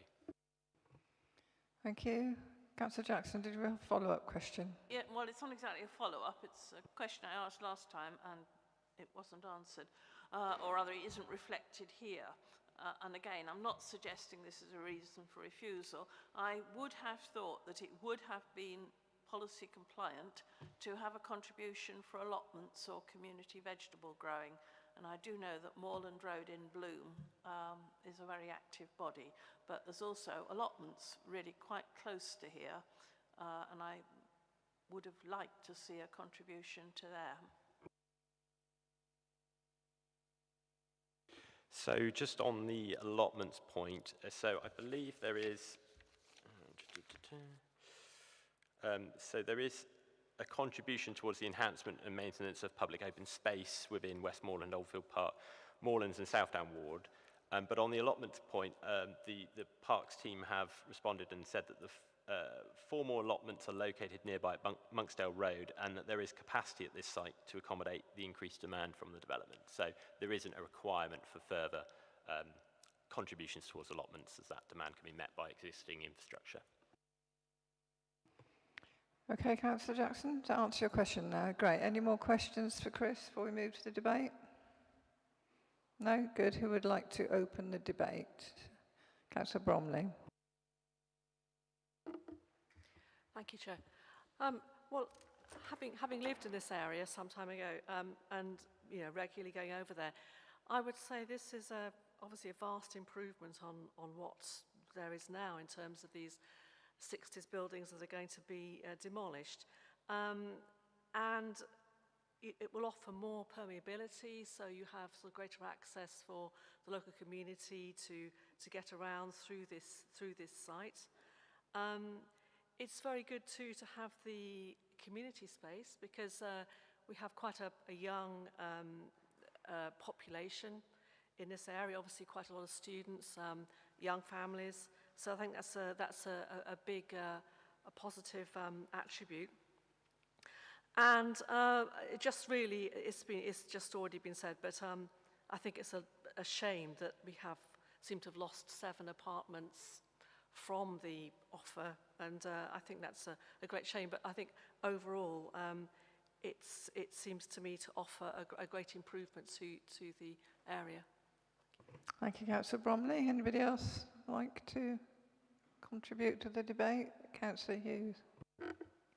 Okay, yeah, I mean, I certainly wouldn't disagree that this is there's some welcome changes here, and it's a vast improvement on the previous scheme. But for me, I think it still doesn't go far enough. I still feel that the housing mix is completely wrong. I think the balance between the amount of residential and students is wrong, particularly when you take into consideration the wider community and the amount of students already living in this area in HMOs. And I think it's very sad that we've seen a reduction in residential rather than student accommodation on this site. I mean, this area has a very strong community feel, and I don't feel that it should be, the centre of this area should be dominated by a student block. I think that does nothing to enhance the area. So no, I still don't think this goes far enough. Okay, thank you. Anybody else like to answer Crossley? First of all, I think Chris has produced an excellent report that analyses all the pros and cons and the development and evolution of this site. And I think the committee was correct to refuse this on height grounds the previous time. So when the committee makes a decision and then the client comes back and has listened to those decisions and has addressed all 3 of those decisions, and the officer approving it says that the decisions of the previous committee have been addressed adequately, I think it means that we had to consider that and give it very big weight. And I think Shelley, Councillor Bromley, sorry, is correct. There's a vast improvement on this scheme on the previous one. In this life, nothing is perfect, and we all know that the only good planning decision is one that you personally agree with. But we live in the real world, and in the real world, things cost money, and you have to look at how things develop and change over time. And I think what we've got here is a good mix. Like Shelley, I would have preferred to lose a few more students and have a couple more flats. But I think BTP comments need to be addressed. And BTP look at these things from a very rigorous point of view in terms of the heritage of the city as a whole, regardless of the location of any individual point. And they are broadly approving this site. So I think this is a good scheme, and I think this is one that deserves our support. I'm not going to move anything at the moment because otherwise Councillor Clark might say that we've gone to a debate before we've all had a chance to speak. Thank you, Councillor Crossley. Councillor Davis? Well, in that case, Paul, I think I am going to move something, which is to accept the officer's recommendation as printed, because it was very slow for people to come forward to debate. So I think I'm quite happy. You've outlined all the reasons. I believe that this is the right the application. Now, I do agree about the mix, but I think this is right that we support the officer's recommendation as printed before us. So I'm happy to move that. Thank you, Councillor Davis. Do you have a seconder? I'm happy to second and also agree with Councillor Crossley's comments. Thank you, Councillor Clark. Councillor Hodge? Okay, I agree. This is a very difficult decision, and I agree with lots of the points Councillor Bromley made at the beginning, that it is an improvement on the previous design. Lots of things have been addressed. However, I still feel that looking at the objections from the community, people are saying loud and clear that they don't want more student accommodation, and there is a desperate need for key worker and family accommodation in this area. And I do think, again, we have a policy that is supporting that in CP10. I don't think this is the final best version for this site, and I think in losing more residential accommodation, it has addressed some of the problems we identified last time, but that has made it not policy compliant, in my view, with CP10. And I also just want to pick up something. I mean, it is a debate and something that the previous councillor said about the Bath Preservation Trust. They actually chose to finish their comment making the point that they have an in-principle objection to further PBSA here, a predominantly residential context made up of family housing. This site remains better suited to the provision of further housing for families, young people or key workers, rather than contributing to the overall saturation of student numbers in this area. So I think we have to be mindful of how they make a number of points, but that's their concluding points. So I still find it very difficult to support this application. I think we're not right. It's an important site with an important community that is struggling to adapt to all the challenges to it, particularly the high street still managing to flourish. And I think we've got to get the right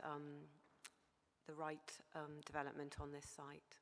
So I don't support this application. Thank you, Councillor Hodge. Do you have any more? Councillor Jackson?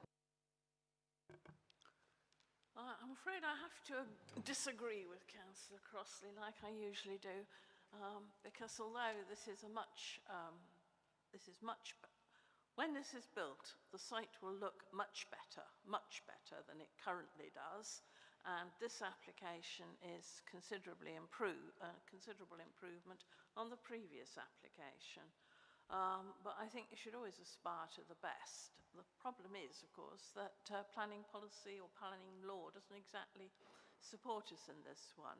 My aspiration would indeed be for some key worker accommodation, or knowing what the home search list looks like for Bath, some sort of affordable housing. And of course the enormous drawback of having student accommodation in this location is that for 20 weeks of the year it will be empty.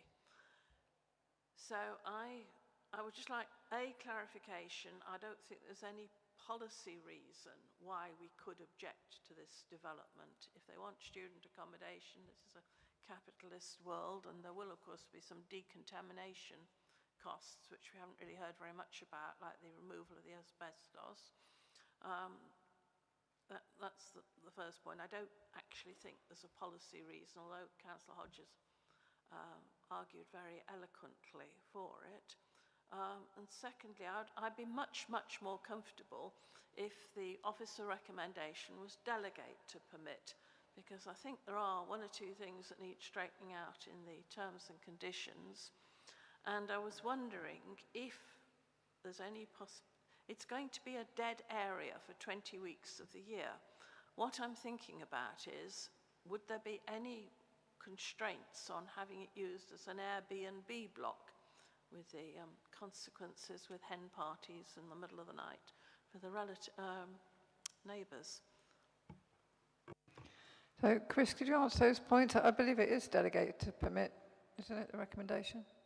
Yes, that's right. So it's delegate to permit. So if there are, I don't believe in the motion there was any changes to the. It should be delegate to permit, and it certainly is on the update report. So maybe it was listed as permit on the original report. So apologies for that, and for any confusion. If members want to make any adjustments to the conditions, then by all means that can be included in the motion if we know what those are, and we can debate them. Just on the point about it being empty for 2 months of the year, it's obviously a car park at the moment, so it isn't. There's no accommodation there contributing for 12 months of the year, so it may well be empty for not entirely, because there will be some residential properties as well there. There will be those void periods, as with all student accommodation. Lost my train of thought on the last point you were going to make, that you made.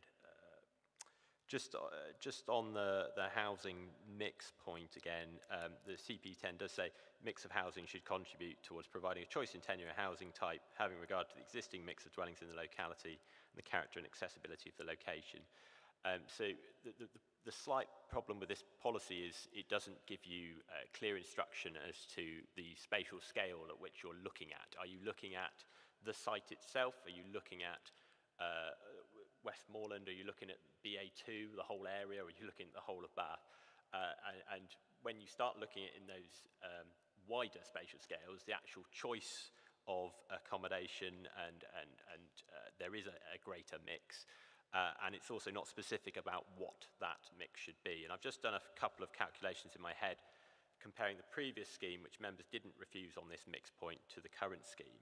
The percentage terms of a student, of residential to student, does decrease slightly. It was about 15 to 20% previously, and it would go down to about 9-10% in this one, but not significantly so. And to try and defend and appeal on that point, I think officers would potentially, I think we would struggle to do so. I can't remember if there was another part of your question, so apologies I've missed that. Okay. Can I just return to Councillor Davis to check that you didn't want to put any more conditions onto that No, motion? it is clearly delegate to permit on our update report, and I said as printed in our papers. Okay, so if we don't have any more people wanting to contribute to the debate, we can move to the vote, which is to support the officer's recommendation proposed by Councillor Davis, seconded by Councillor Clark. All those for?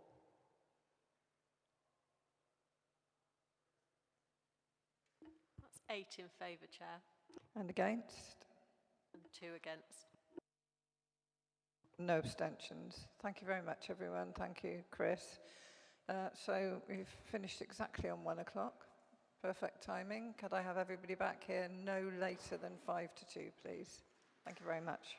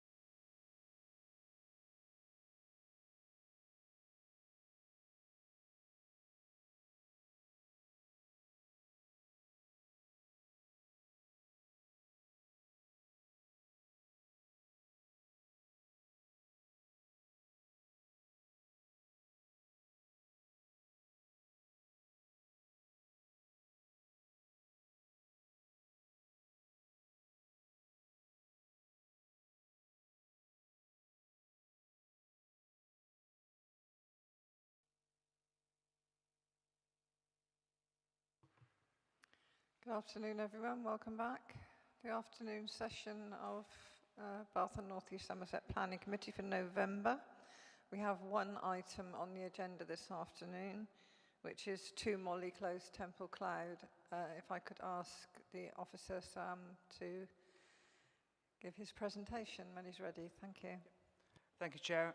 This is a retrospective application for an erection of a rear extension of a flat roof dormer that's built into the roof space. This application is obviously as a result of planning enforcement investigation, and it's located in 2 Molly Close in Temple Cloud. I do have a verbal update for committee as well. After the publication of the committee report, updated plans were submitted yesterday. The reflect was actually being constructed on site as this is a retrospective application. The full changes will be explained during the process of my investigation as well. It is, if members do decide to approve this application, it will be requested that the recommendation be delegated to permit, so that that plans list could be updated before any decision is issued.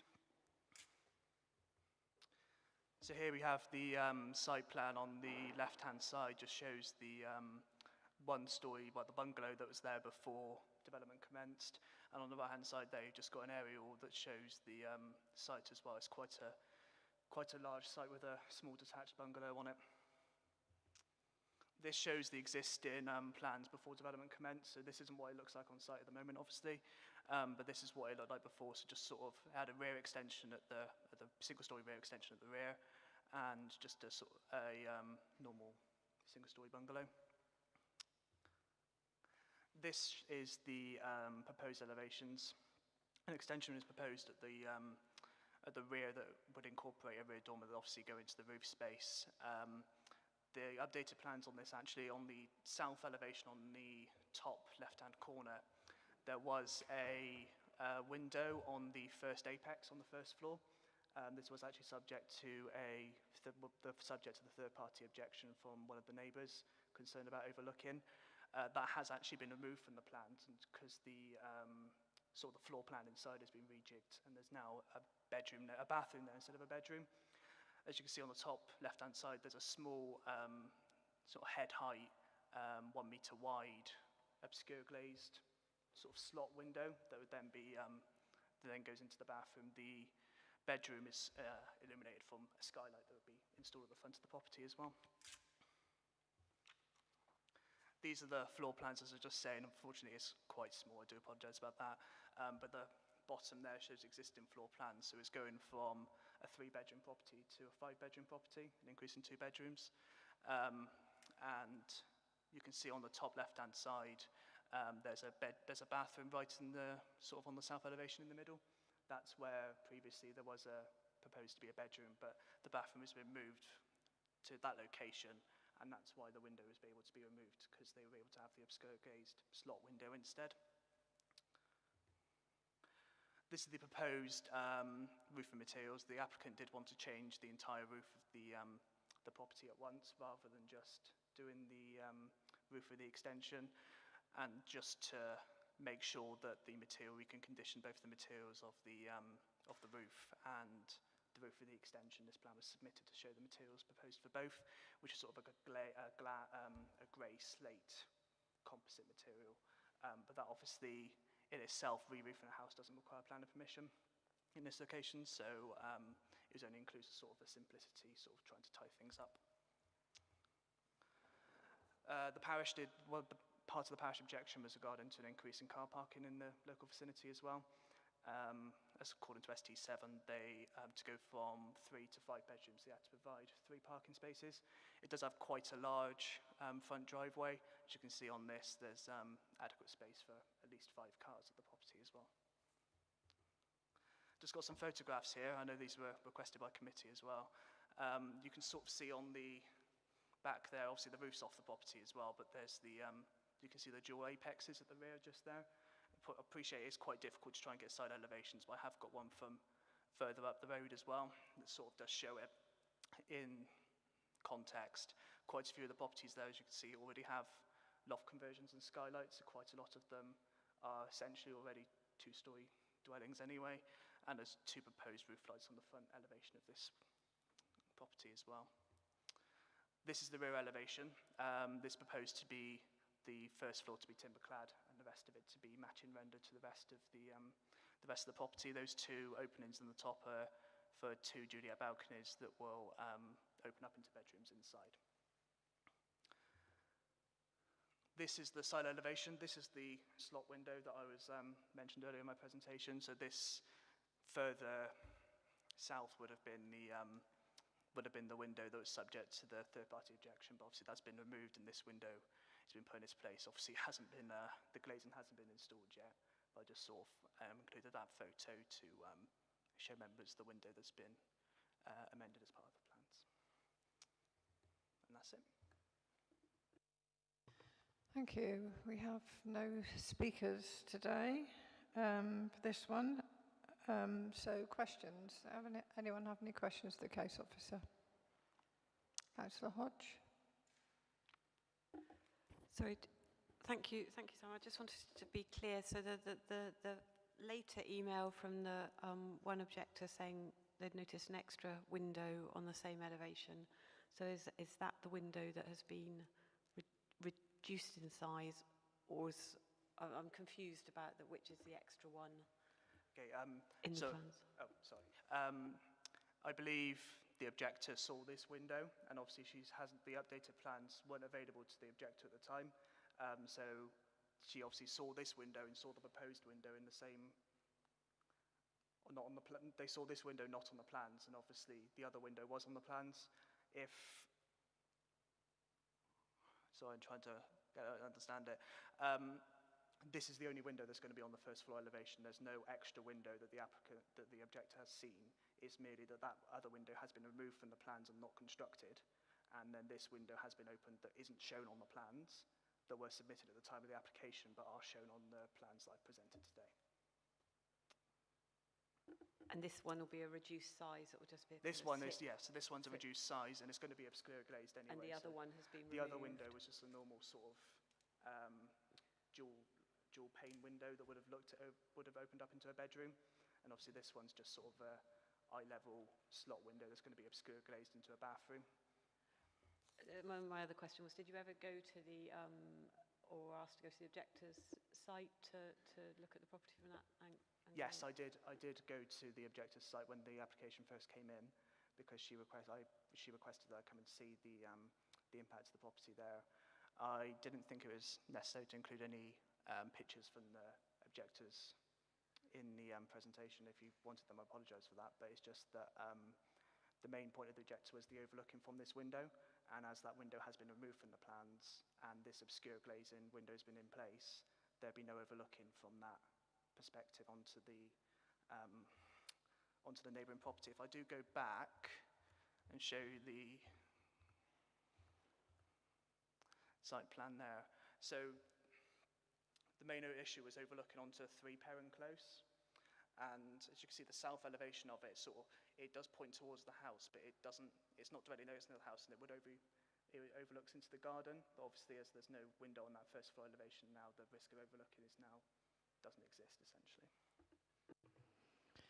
Okay, anybody else got any questions? Councillor Jackson. I've got a number of call them misgivings or points where I'd like a bit of clarification.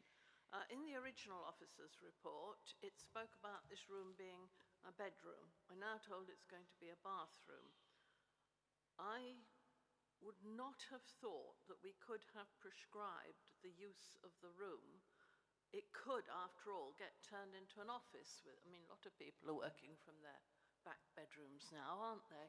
So I didn't think, I would like to know how much weight we could give to a statement that it will be a bedroom or it will be a bathroom, because I didn't think we could prescribe the use of rooms, and it could get changed. And secondly, the officer has done a very commendable job on this one,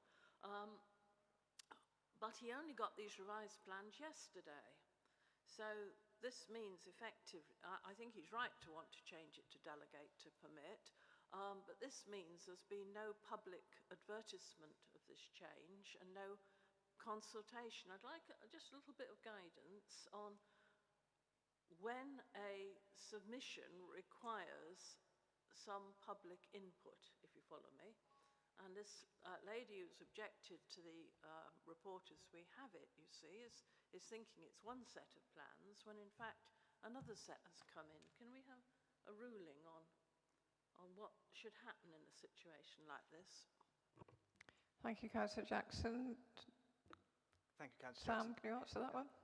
If I could answer your first point, and then if I could let Sarah answer the second, if that's okay. So regarding the prescriptive use of rooms, obviously, if the application is permitted, the use of the rooms can change. However, if you, on these plans here, it's very small text, but you can't see, it does say that that window is obscure glazed. So whatever these plans, if the committee do decide to approve the application, these plans will be conditioned. So that window will have to be obscure glazed glass, no matter what use the room behind that window is. So it could be a bathroom, it could be a bedroom, but that window, the risk of overlooking from that window is reduced because it will have to be obscure glazed by the condition of this plan. Did you get the question, Sarah? I did get the question, thank you, Chair. I think the question related to whether you had to advertise the revised plans. That is at the officer's discretion. There's no requirement to advertise the revised plans. We would normally notify if we felt that it was introducing information that may be quite significant. In this case, we know that the objector was concerned with regards to a specific window. We now have revised plans that change that window to a high-level window. Now, that doesn't mean to say that the objector would necessarily withdraw their objection. However, it's fair to say that the window is no longer capable of being looked at out of.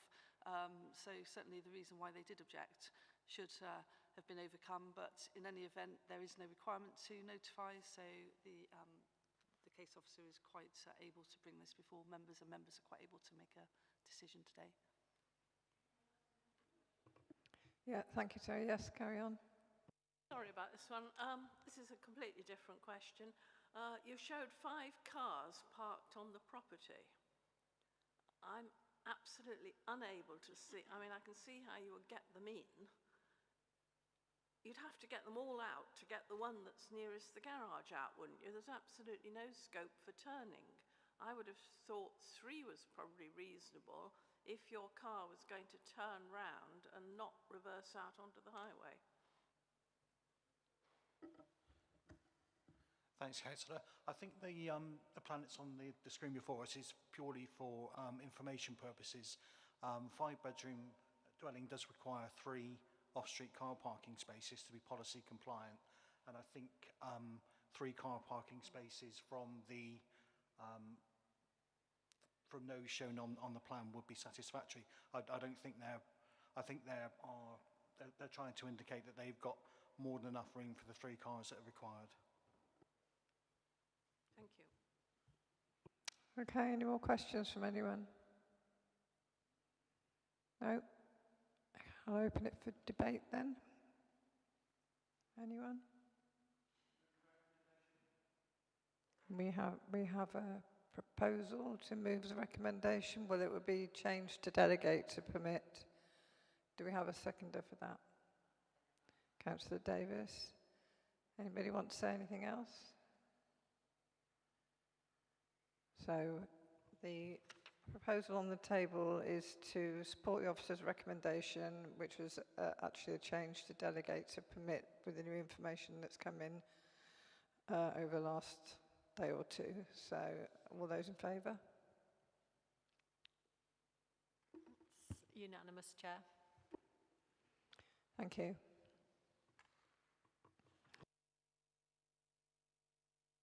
Right, so that's the end of the main agenda items. Item 9 is the appeals report. Do any members have any questions or comments on the appeals report? Councillor Crossley. Thanks. Were any costs awarded against the council? Because I see that we won with 5 of them, but we lost with 3. Were any costs awarded against those 3 we lost? Sorry, I didn't quite hear that. What did you say? Sorry, Councillor Crossley. Sorry. Did you say, were there any costs awarded? Were there any costs awarded against the three that were ruled, where the inspector ruled against our decision? I'm not aware that there are any costs awarded, but I can come back to you just to confirm that.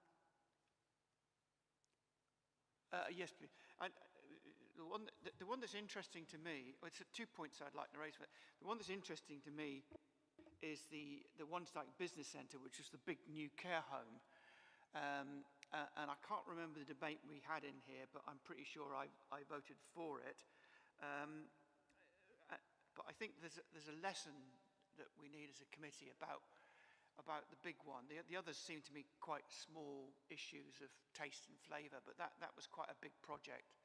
And the decision was refused, which was endorsed by this planning committee on an officer recommendation to refuse. But I remember speaking very strongly for it. And I just think that we could learn some lessons about why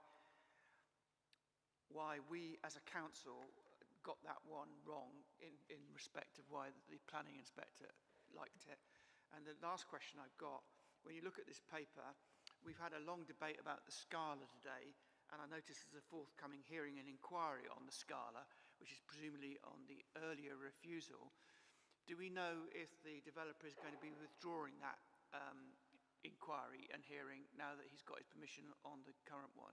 Did he say anything about it beforehand? Yeah, the applicant did indicate that they would withdraw the inquiry if the application was permitted today. I mean, of course, there is always the potential for that not to happen. We've nothing to make that a certainty, but it is our expectation that that will be withdrawn. Would Councillor Crossley like me to come back with more information regarding the Wanstead Business Centre and what the inspector said? Yeah, okay, I can contact you with...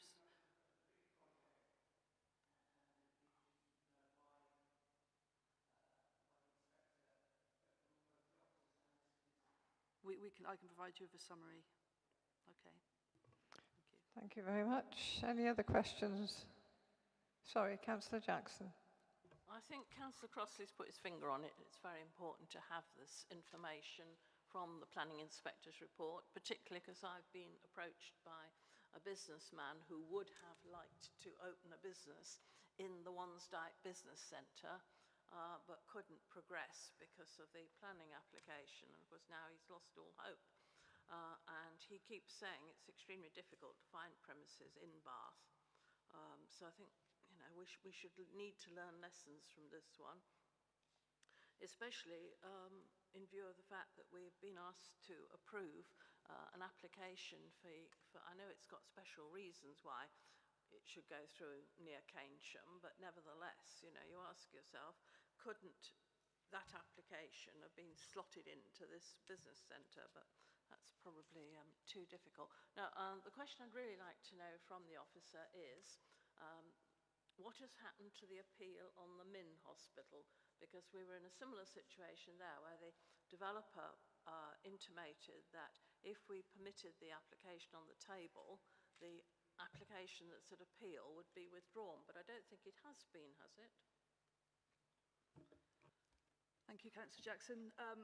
There has recently been a decision issued on the Mineral Hospital following the 106 being completed, but I'm not aware beyond that of any other movement on the Min. So again, we can come back with an update to you. Yeah, okay. Would it be possible to come back to all of the Yes, members of course, on those I can provide updates, that to please? everybody.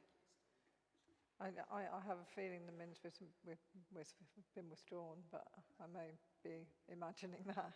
I got it from... Yeah. I don't think it's happened yet, actually, thinking about it. So I think it's still live at the moment. Okay, so yeah, if you can come back to us all on that, that would be good. Any other comments from anybody? Lovely, thank you. So next meeting's Wednesday the 15th of December, last one before the end of the year. We did approve a site visit and that'll be on Monday the 6th of December, and there are a couple of comments about the timing of that which we need to take away and just think about. Councillor Crossley.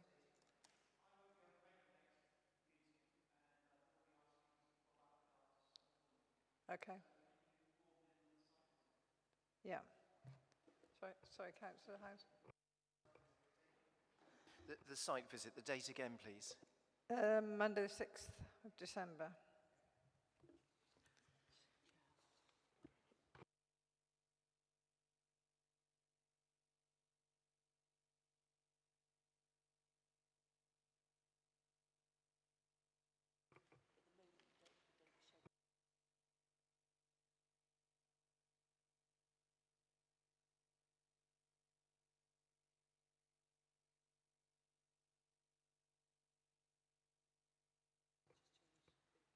Okay, sorry, I was just explaining that if we do, as was requested by Councillor Hodge, and try and do the site visit at peak time, which would be 3:30 in the afternoon or 8:30, it might not be on Monday the 6th, because it would depend on the availability of people to get there. So the officer, Sarah, will come back to us on that as soon as she can. Yeah, the bus, we obviously, or, and yeah, just in case we can't arrange the times, but we certainly will come back to you and confirm one of those. Councillor Clark? Just say, I too can't make the meeting on December the 15th, and Councillor Vic Pritchard has volunteered to step in for me, and by the same token, therefore, could he be included in the notification of the site visit? Thank you. Certainly, yeah, we'll do. Anything else from anyone? No, thank you very much. Oh, sorry. Well, just to say, Bromley. actually, I can't make the 15th either, so Oh dear. I think Matt is subbing for me. I'll let I him just need to know. double check that, but, you know, I'll obviously copy him into. Okay, thank you. Right, definitely nothing else? Everybody else will be here? Good, thank you very much. I'll officially close the meeting.